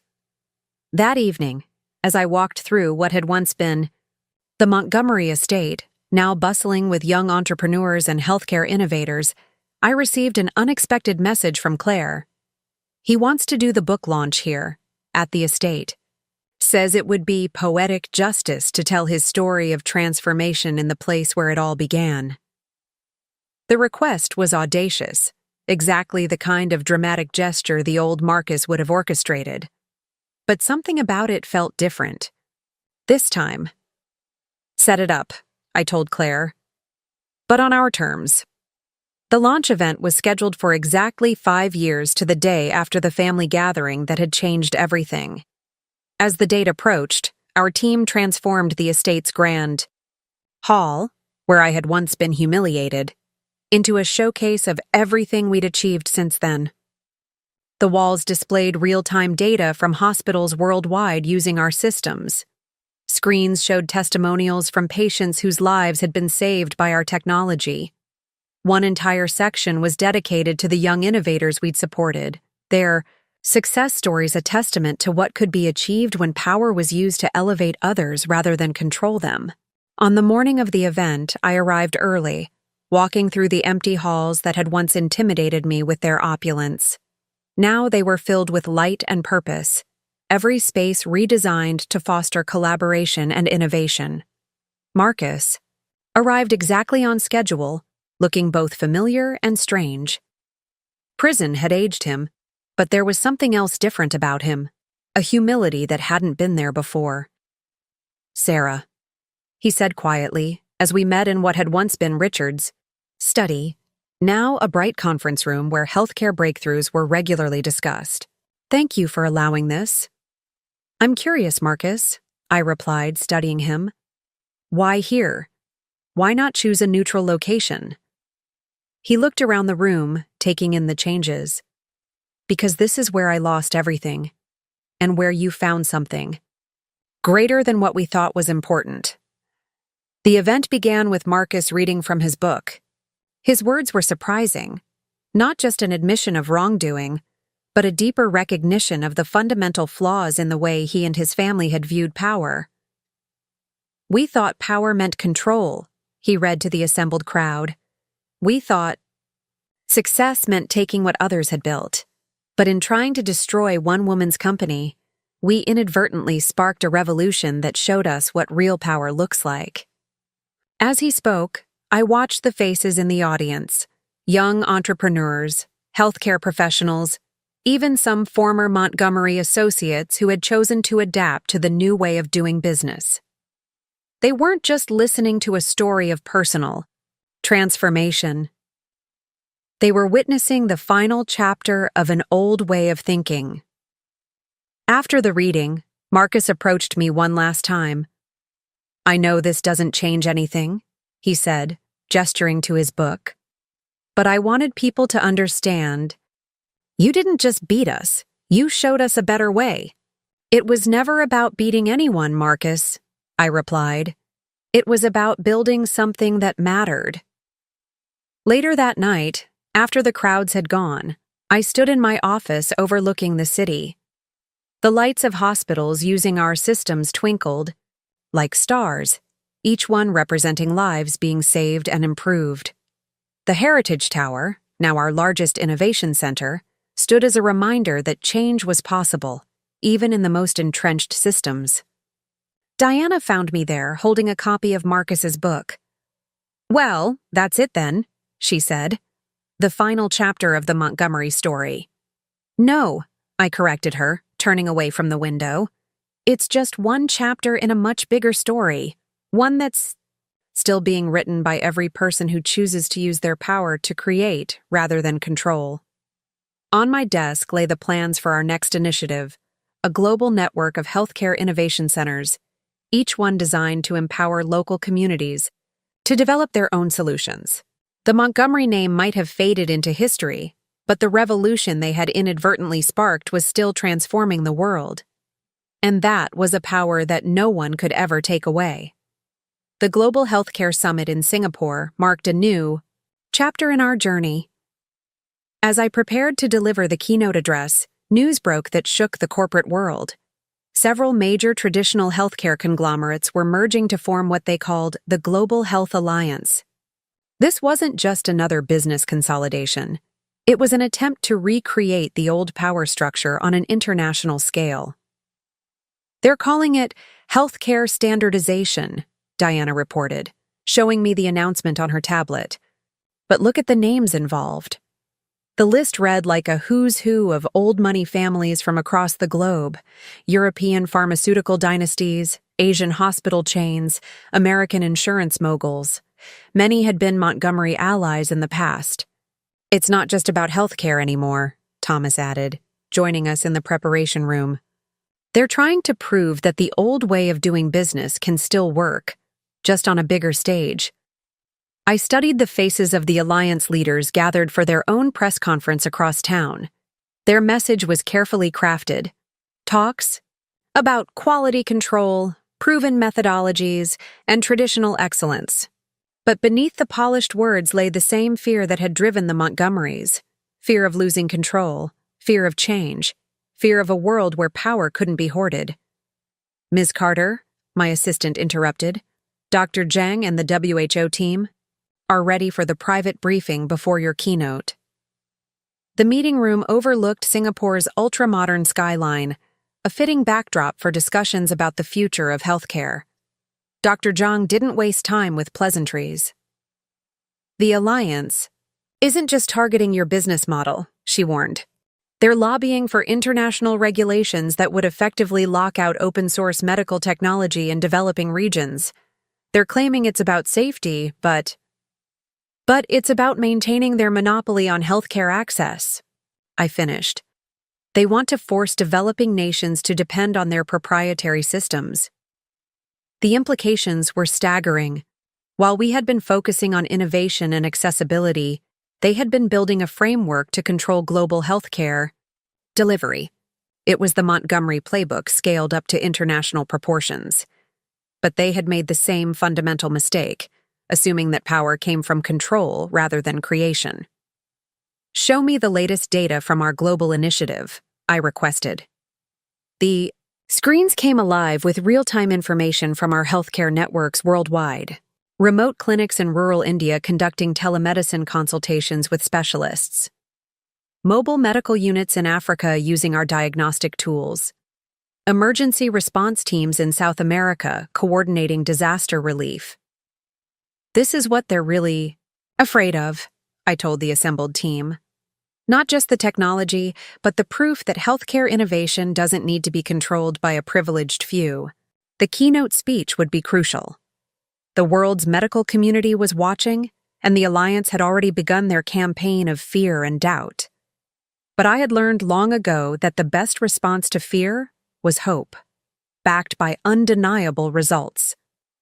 As I took the stage, the massive screens behind me displayed not corporate logos or marketing slogans, but live feeds from hospitals and clinics using our open-source systems.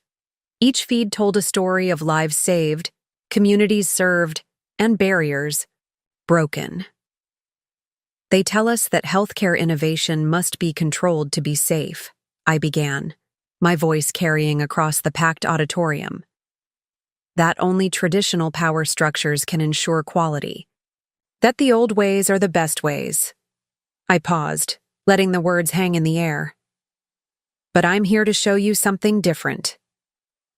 With a gesture, I brought up new data, comparative studies showing how open-source healthcare technology had improved patient outcomes across every metric, cost reductions, increased access, faster innovation cycles.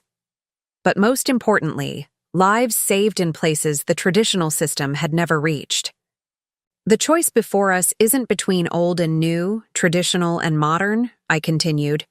It's between a healthcare system that serves the few and one that serves everyone. Between innovation that's controlled and innovation that's shared. As I spoke, news alerts began flooding phones throughout the audience. The Alliance's carefully orchestrated launch was being overshadowed by announcements from their own member organizations. Young leaders within the old money families were breaking ranks, pledging to join our open source initiative. Diana's tablet lit up with message after message. Developers, doctors, and healthcare administrators worldwide declaring their support for accessible medical technology. The Alliance's attempt to resurrect the old power structure was crumbling before it could even fully form. After the keynote, I received an unexpected message from Marcus, still working to make amends for his past. They tried to recruit me for the Alliance, offered to restore the Montgomery name. I told them they were fighting yesterday's battle. Looking out over Singapore's glittering skyline that evening, I reflected on how far we'd come from that rainy night at the Montgomery estate. The slap that was meant to remind me of my place had instead launched a revolution that was still transforming the world. The Alliance is already falling apart, Diana reported, joining me at the window. Their biggest investors are pulling out. No one wants to be on the wrong side of history. It's not about sides, I corrected her. It's about understanding that real power doesn't need to be defended. It grows by being shared. The fallout from the Singapore summit reverberated through the global healthcare industry like an earthquake. Within weeks, 3 major European pharmaceutical companies that had been part of the Alliance announced their transition to open-source drug development platforms. Asian hospital networks began integrating our collaborative care systems.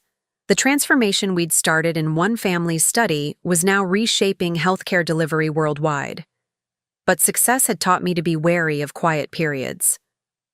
Diana shared, my concern when an unusual pattern emerged in our global data analytics. Someone's probing our systems, she reported one morning, spreading security logs across my desk. Not trying to break in exactly, but testing responses, mapping infrastructure. It's sophisticated, and it's coming from multiple points around the world. The investigation revealed something unexpected. The attempts weren't coming from our obvious adversaries in the Alliance, but from a network of smaller tech companies, all recently acquired by a holding company based in Dubai. The company's name caught my attention, Phoenix Global Innovations. Look who's on their board, Thomas said, pulling up their corporate filing. The list included several names we recognized, not major players from the old guard, but their children. The next generation of privilege had decided to make their own play for power. They're not trying to fight the future anymore, I realized, studying their strategy. They're trying to co-opt it. Take our model, but keep control in the hands of a select few. This was a more subtle threat than anything the Montgomerys or the Alliance had attempted. These weren't old money families trying to maintain their position. These were their heirs, attempting to reshape the new paradigm to serve their interests. I received an invitation to meet with Phoenix's CEO, Catherine Rothschild Chen, the daughter of 2 prominent banking families. The suggested location was telling, her private island off the coast of Thailand. This wasn't just a business meeting, it was a display of new money's power. It's probably a trap, Diana warned. They'll try to paint you as an elitist, meeting in such an exclusive location. Use it to undermine your message about accessibility. Then let's change the game, I replied. Tell her I'll meet her at our newest clinic in rural Thailand. Let's see how she handles real healthcare on the ground. The clinic had been transformed from a rundown local hospital into a state-of-the-art medical facility, all through our open-source technology and community-driven development. When Catherine arrived, dressed in designer resort wear that looked absurdly out of place, she found me in the midst of a telemedicine consultation connecting local doctors with specialists in Bangkok. Impressive setup, she admitted, watching, as our systems coordinated patient care in real time. This is actually why I wanted to meet. We see the value in what you've built, and we want to be part of it. Part of it? Or in control of it? I asked, leading her through the busy corridors where our technology was helping save lives. Let's be direct, she said, stopping in front of a screen displaying our global healthcare network. We have the resources to take this model global, faster than you ever could alone. We're not the old guard. We understand the future is digital, collaborative, open. We just think it needs proper guidance. I had to admire her approach. It was more sophisticated than her parents' generation would have attempted. She wasn't trying to destroy what we'd built. She wanted to subsume it, guide it back toward centralized control through the subtle application of capital and influence. Look around this clinic, I told her. What do you see? She glanced at the busy medical staff, the patients receiving care, the technology seamlessly integrating with human expertise. I see a successful proof of concept, one that could be replicated thousands of times over with the right investment. That's where you're wrong, I replied. This isn't a proof of concept. It's proof that healthcare technology doesn't need guidance from the privileged few. Every innovation you see here was developed collaboratively. Every system improved by the people actually using it. That's not something you can buy or control. The world doesn't work on idealism, she argued. Someone always ends up in control. We're just being realistic about who that should be. No, I corrected her. You're being traditional about who that should be. The same way the Montgomerys were, the same way the Alliance was. You're still thinking in terms of control rather than creation. I pulled up our latest development data, showing her how healthcare innovations were emerging from unexpected places. Small clinics in developing nations, rural doctors solving local challenges, patients themselves contributing to better care solutions. This is what you're not understanding, I explained. We're not creating a new power structure for someone else to control. We're eliminating the need for that kind of control altogether. Catherine left the clinic visibly shaken, her carefully constructed plan confronting a reality she hadn't expected. Within days, Phoenix Global Innovations announced a strategic restructuring, corporate speak for abandoning their attempted takeover. But more importantly, several of their young board members reached out independently, wanting to learn more about our truly collaborative approach. They had seen something their parents never could, that the real power in the modern world didn't come from controlling innovation, but from enabling it. They'll try again, Diana predicted as we reviewed the aftermath. Maybe not these particular people, but someone will always want to control things. Let them try, I replied, watching as another successful surgery was completed using our systems. The world has seen what's possible when healthcare technology belongs to everyone. There's no going back to the old ways now. The 7th anniversary of that fateful family gathering brought an unexpected development. Eleanor's will had finally cleared probate, and her final letter arrived at my office. Inside was a revelation that would test everything I'd built. She knew, I told Diana, reading the carefully penned words. All those years ago, she knew the Montgomery Empire was built on stolen innovation, their first major breakthrough, the one that launched their real estate empire. It came from a developer who refused to sell. They didn't just pressure him, they destroyed him, made sure he could never build again. The letter contained detailed records, dating back decades, of how the Montgomerys had systematically appropriated others' innovations, crushed competitors, and built their empire on the ruins of others' dreams. But it was the final pages that truly shook me. They revealed that my own father's construction company, which had mysteriously failed when I was a child, had been one of their victims. That's why they chose you, Diana realized. They knew your background. They thought the daughter of a man they'd destroyed would be grateful for their acceptance, I finished. They never imagined I'd build something they couldn't take. The revelation added a new dimension to everything. My father's struggle, our family's sudden poverty, The years of watching him try to rebuild while mysterious obstacles appeared in his path. The Montgomerys hadn't just tried to steal my company, they had been destroying innovators for generations. But Eleanor's letter wasn't just confession, it was information. She had documented everything, including details about other families, still using the same tactics. The question was, what to do with this knowledge? We could expose them all, Diana suggested. Use the documentation to dismantle more than just the Montgomery legacy. Before I could respond, my assistant interrupted with urgent news. A major healthcare crisis had erupted in Southeast Asia, a rapidly spreading virus that was overwhelming local medical systems. Our open-source platforms were being deployed to coordinate responses, but something was interfering with implementation. Investigation revealed that several key medical facilities were being pressured to reject our systems in favor of traditional solutions.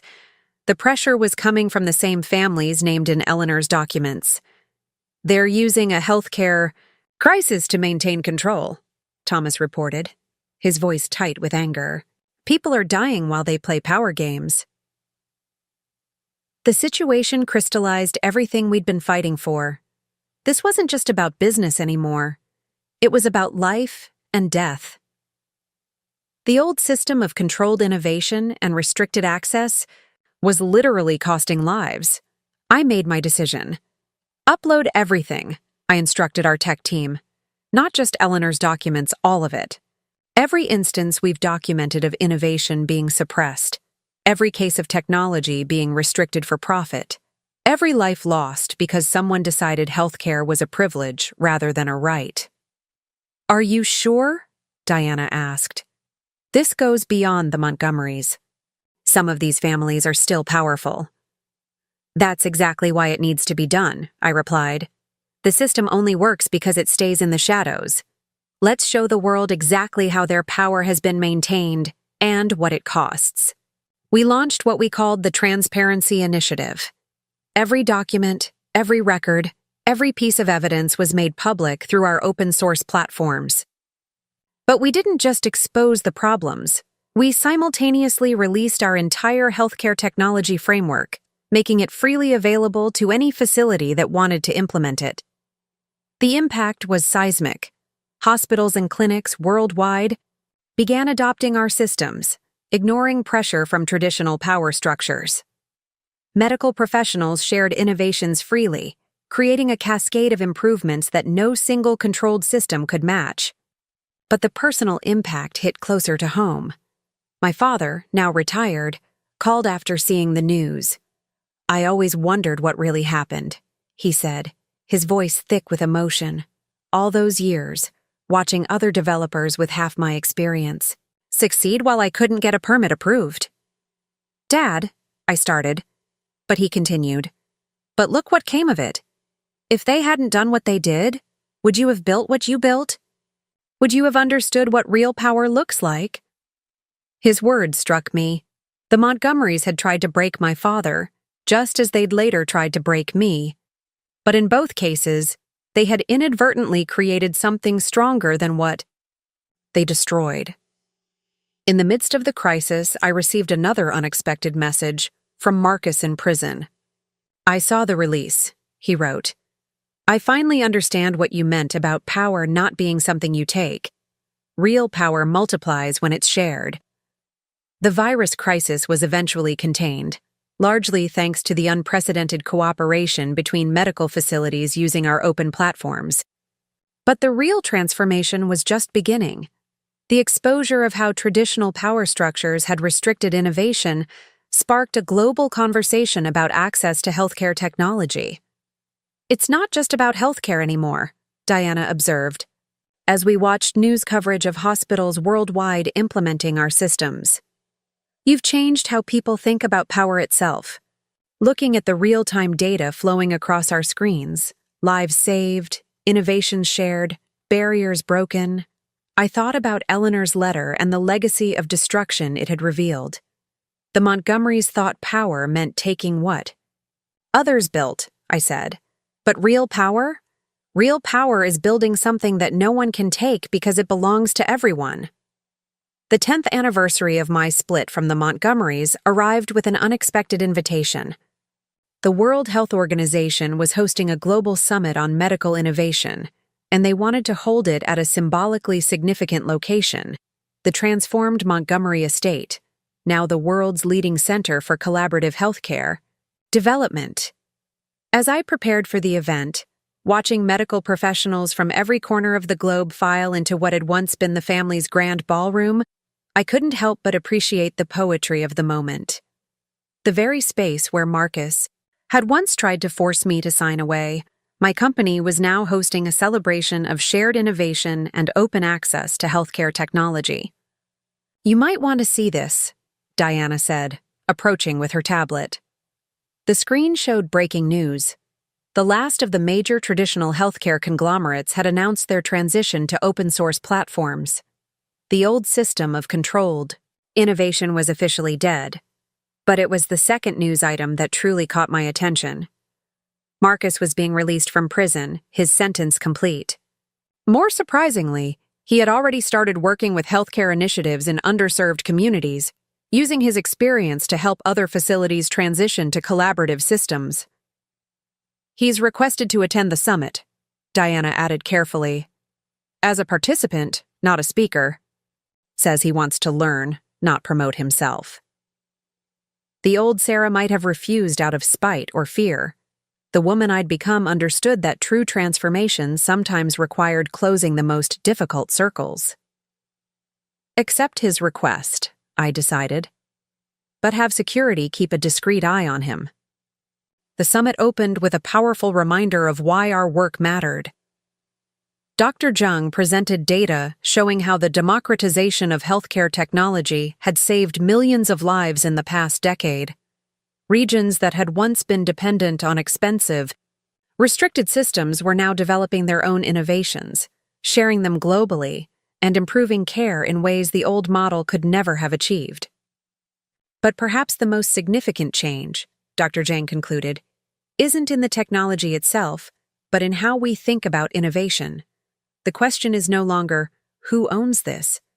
But how can we make this better together? During a break-in, the presentations, I found myself in what had once been Richard's study. The wood-paneled walls and leather furniture had been replaced with transparent glass and collaborative workspaces. Where his imposing desk had once stood, a holographic display now showed real-time data from healthcare facilities worldwide. "It's quite a change," a familiar voice said behind me. Marcus stood in the doorway, older and grayer, but with a different kind of presence than I remembered. Gone was the entitled arrogance, replaced by something that looked almost like wisdom. "Why did you come?" I asked directly. He stepped into the room, looking at the data display. "Because I needed to see it. Not just what you built, but what you understood that we never did. Power isn't something you hold on to. It's something you set free." Before I could respond, urgent messages began flooding in. A massive earthquake had struck a remote region of Nepal, and medical facilities were being overwhelmed. But instead of chaos, we watched in real time as our global network sprang into action. Hospitals worldwide began coordinating responses, sharing resources, and deploying emergency protocols we'd developed through collaborative innovation. "This is it, isn't it?" Marcus said quietly, watching the emergency response unfold. "This is what real power looks like." The summit transformed into a real-world demonstration of everything we'd been fighting for. Medical professionals from different countries and cultures worked seamlessly together, using technology that belonged to everyone to save lives in a crisis. Traditional barriers of ownership and control had been replaced by a system of shared knowledge and rapid innovation. The emergency response continued. I received an unexpected message from Catherine Rothschild Chen, the young CEO who had once tried to co-opt our model. "You were right. Control isn't power. Creation is. Our resources are at your disposal for the relief effort." Later that evening, as the summit participants gathered for a closing reception in the estate's garden, I found myself reflecting on the journey. The Montgomerys had tried to break me that rainy night, believing that power came from forcing others to submit. Instead, they had sparked a revolution that showed the world a different kind of strength. "Dr. Patel was looking for you," Diana said, joining me in the garden. "The pilot program in rural India has exceeded all expectations. They're not just using our systems anymore. They're improving them, creating innovations we never thought of." I smiled, remembering how the Montgomerys had once dismissed my ideas about healthcare technology. That's the real victory, isn't it? Not just sharing what we built, but creating space for others to build something even better. Looking back at the estate, now illuminated with the soft glow of collaboration spaces and research labs, I could barely recognize the imposing mansion that had once represented everything wrong with concentrated power. Like me, it had been transformed into something entirely different, something that created rather than controlled, that shared rather than hoarded. Marcus approached one last time before leaving. "I understand now," he said simply. "Thank you for showing me what I couldn't see before." As he walked away, I turned to the next generation of innovators gathering in what had once been a symbol of exclusion and control. They weren't interested in owning innovation. They were focused on creating it, sharing it, making it better together. The Montgomerys had tried to teach me about power through force and fear. Instead, they had inadvertently helped me discover something far stronger: the power of setting innovation free. A year after the WHO summit, I received an intriguing request. A prestigious business school wanted to create a case study about the transformation of healthcare innovation, using the Montgomery story as its centerpiece. The professor leading the project had an interesting connection. She was Claire's daughter, Alexandra, now a leading expert in ethical business practices. "We want to document more than just the business aspects," Alexandra explained during our first meeting in what had once been Eleanor's private sitting room. "We want to understand the human elements that drive real change, the moment when someone chooses to build rather than destroy." The project sparked something unexpected: a deeper examination of how power structures transform across generations. Alexandra had gathered testimonies from children of other prominent families, all sharing similar stories of choosing a different path from their parents. "The most fascinating pattern," she noted, showing me her research, "is how many of us witnessed our parents' pursuit of control ultimately lead to their downfall. It wasn't just the Montgomerys. It was happening everywhere." Her words resonated with a truth I'd observed but never fully articulated. The next generation wasn't just choosing different business models. They were fundamentally reimagining what success looked like. Diana arrived with surprising news that gave Alexandra's research additional weight. Several of the young executives who had once been part of Phoenix Global Innovations had formed a new coalition, not to control healthcare technology, but to ensure it remained open and accessible. "They're calling it the Innovation Commons," Diana reported. "They're using their resources to protect and expand open-source healthcare development. It's like they've taken everything their parents fought against and turned it into their mission." The impact of this generational shift became clear during a global health emergency. When a new pandemic threatened to overwhelm medical systems worldwide, the response was dramatically different from anything seen before. Instead of companies competing to control treatments and technologies, there was unprecedented collaboration. I watched from our command center as young leaders whose parents had once epitomized closed, controlling business practices now championed open innovation and shared resources. The Montgomery estate, once a symbol of exclusion, had become the coordination hub for a global response effort. "You know what's remarkable?" Alexandra observed as we monitored the crisis response. "A decade ago, these families would have seen this as an opportunity to consolidate power. Now their children are seeing it as a chance to demonstrate the strength of collaborative innovation." The success of the pandemic response provided powerful validation of everything we'd built. But it was a personal moment that truly illustrated how much had changed. Marcus's son, who had been just a teenager during the original confrontation, arrived at the estate with his own contribution to the crisis response, a new diagnostic tool he'd developed and immediately made open source. "I learned from both of you," he told me, surprising me with his candor. "From my father's mistakes and your response to them. You showed me that real legacy isn't about what you keep for yourself. It's about what you give to the world." His words echoed through my mind as I reviewed Alexandra's case study draft. She had captured something profound about the nature of transformative change, how it ripples through generations, how one person's choice to respond to destruction with creation can shift the very foundation of how people think about power. The Montgomery name, once synonymous with controlled power and privilege, had been transformed into a symbol of collaborative innovation. But more importantly, the next generation had taken the lessons of our story and built something even more remarkable, a new understanding of what true strength looks like. As I walked through the estate's gardens, now filled with young innovators from around the world working on new healthcare solutions, I received a message from Diana. The last remaining restrictive patents in healthcare technology were being voluntarily released into the public domain. The transformation was complete. "It's a different world," Alexandra said, joining me in the garden. "And it started here, in this house, when you refused to submit to their version of power." I looked at the estate, remembering that rainy night when Marcus's slap had echoed through Richard's study. The Montgomerys had tried to teach me about power through force, but they had inadvertently helped create something far more powerful, a legacy of shared innovation that would continue long after all of us were gone. "The real victory," I told Alexandra, watching young developers collaborate on new healthcare solutions, "isn't in changing the past. It's in showing future generations a better way to build the future."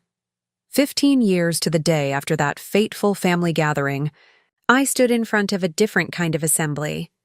The United Nations had convened a special session on the future of global healthcare, and our collaborative model had become the blueprint for a revolutionary international initiative. The session was being held in the transformed Heritage Tower, now the Global Innovation Center. The building that had once symbolized resistance to change had become a beacon of progressive healthcare development.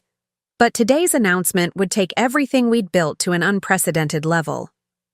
The Global Health Equity Initiative, Diana explained to the assembled representatives, will ensure that every medical innovation, regardless of where it's developed, becomes part of humanity's shared knowledge base. No more patents restricting access. No more artificial barriers to care. As she spoke, I noticed a familiar face in the audience, Richard Montgomery, released from prison 2 years ago, now notably aged. He had requested to attend, not as a participant, but as an observer.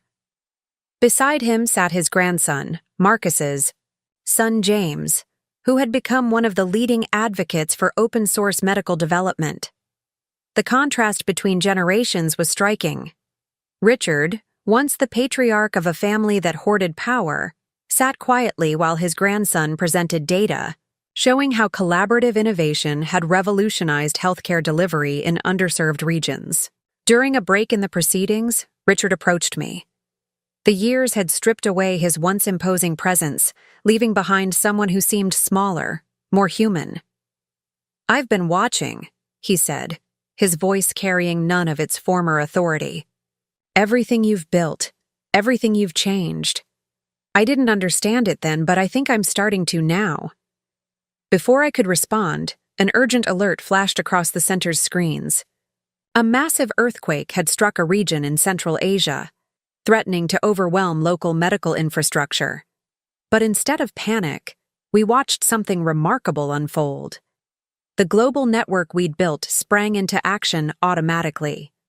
Hospitals worldwide began coordinating responses. Medical professionals from different countries started collaborating in real time. Innovation that would have once been restricted by patents and profit motives flowed freely to where it was needed most. This, I told Richard, gesturing to the screens showing the coordinated response. This is what real power looks like. Not controlling innovation, but setting it free to help whoever needs it. James joined us, tablet in hand, already coordinating. With development teams. "Grandfather," he said, "watch this." He pulled up a visualization showing how medical technologies were being adapted and improved in real time as different teams worldwide collaborated on emergency solutions. Richard's expression shifted as he watched the data flow. "All those years," he murmured. "We thought we were building something permanent by keeping control. But this is actually permanent, isn't it? Because it can't be controlled or taken away." The emergency response became a live demonstration of everything we'd been working toward. Teams that would have once competed were now collaborating seamlessly. Innovations that would have once been locked behind patents were being freely shared and improved upon.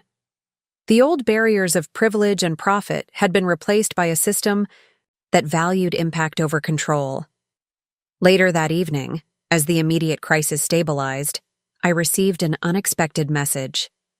Eleanor's old social circle, the women who had once been the arbiters of high society, had transformed their annual charity gala into a funding initiative for global healthcare innovation.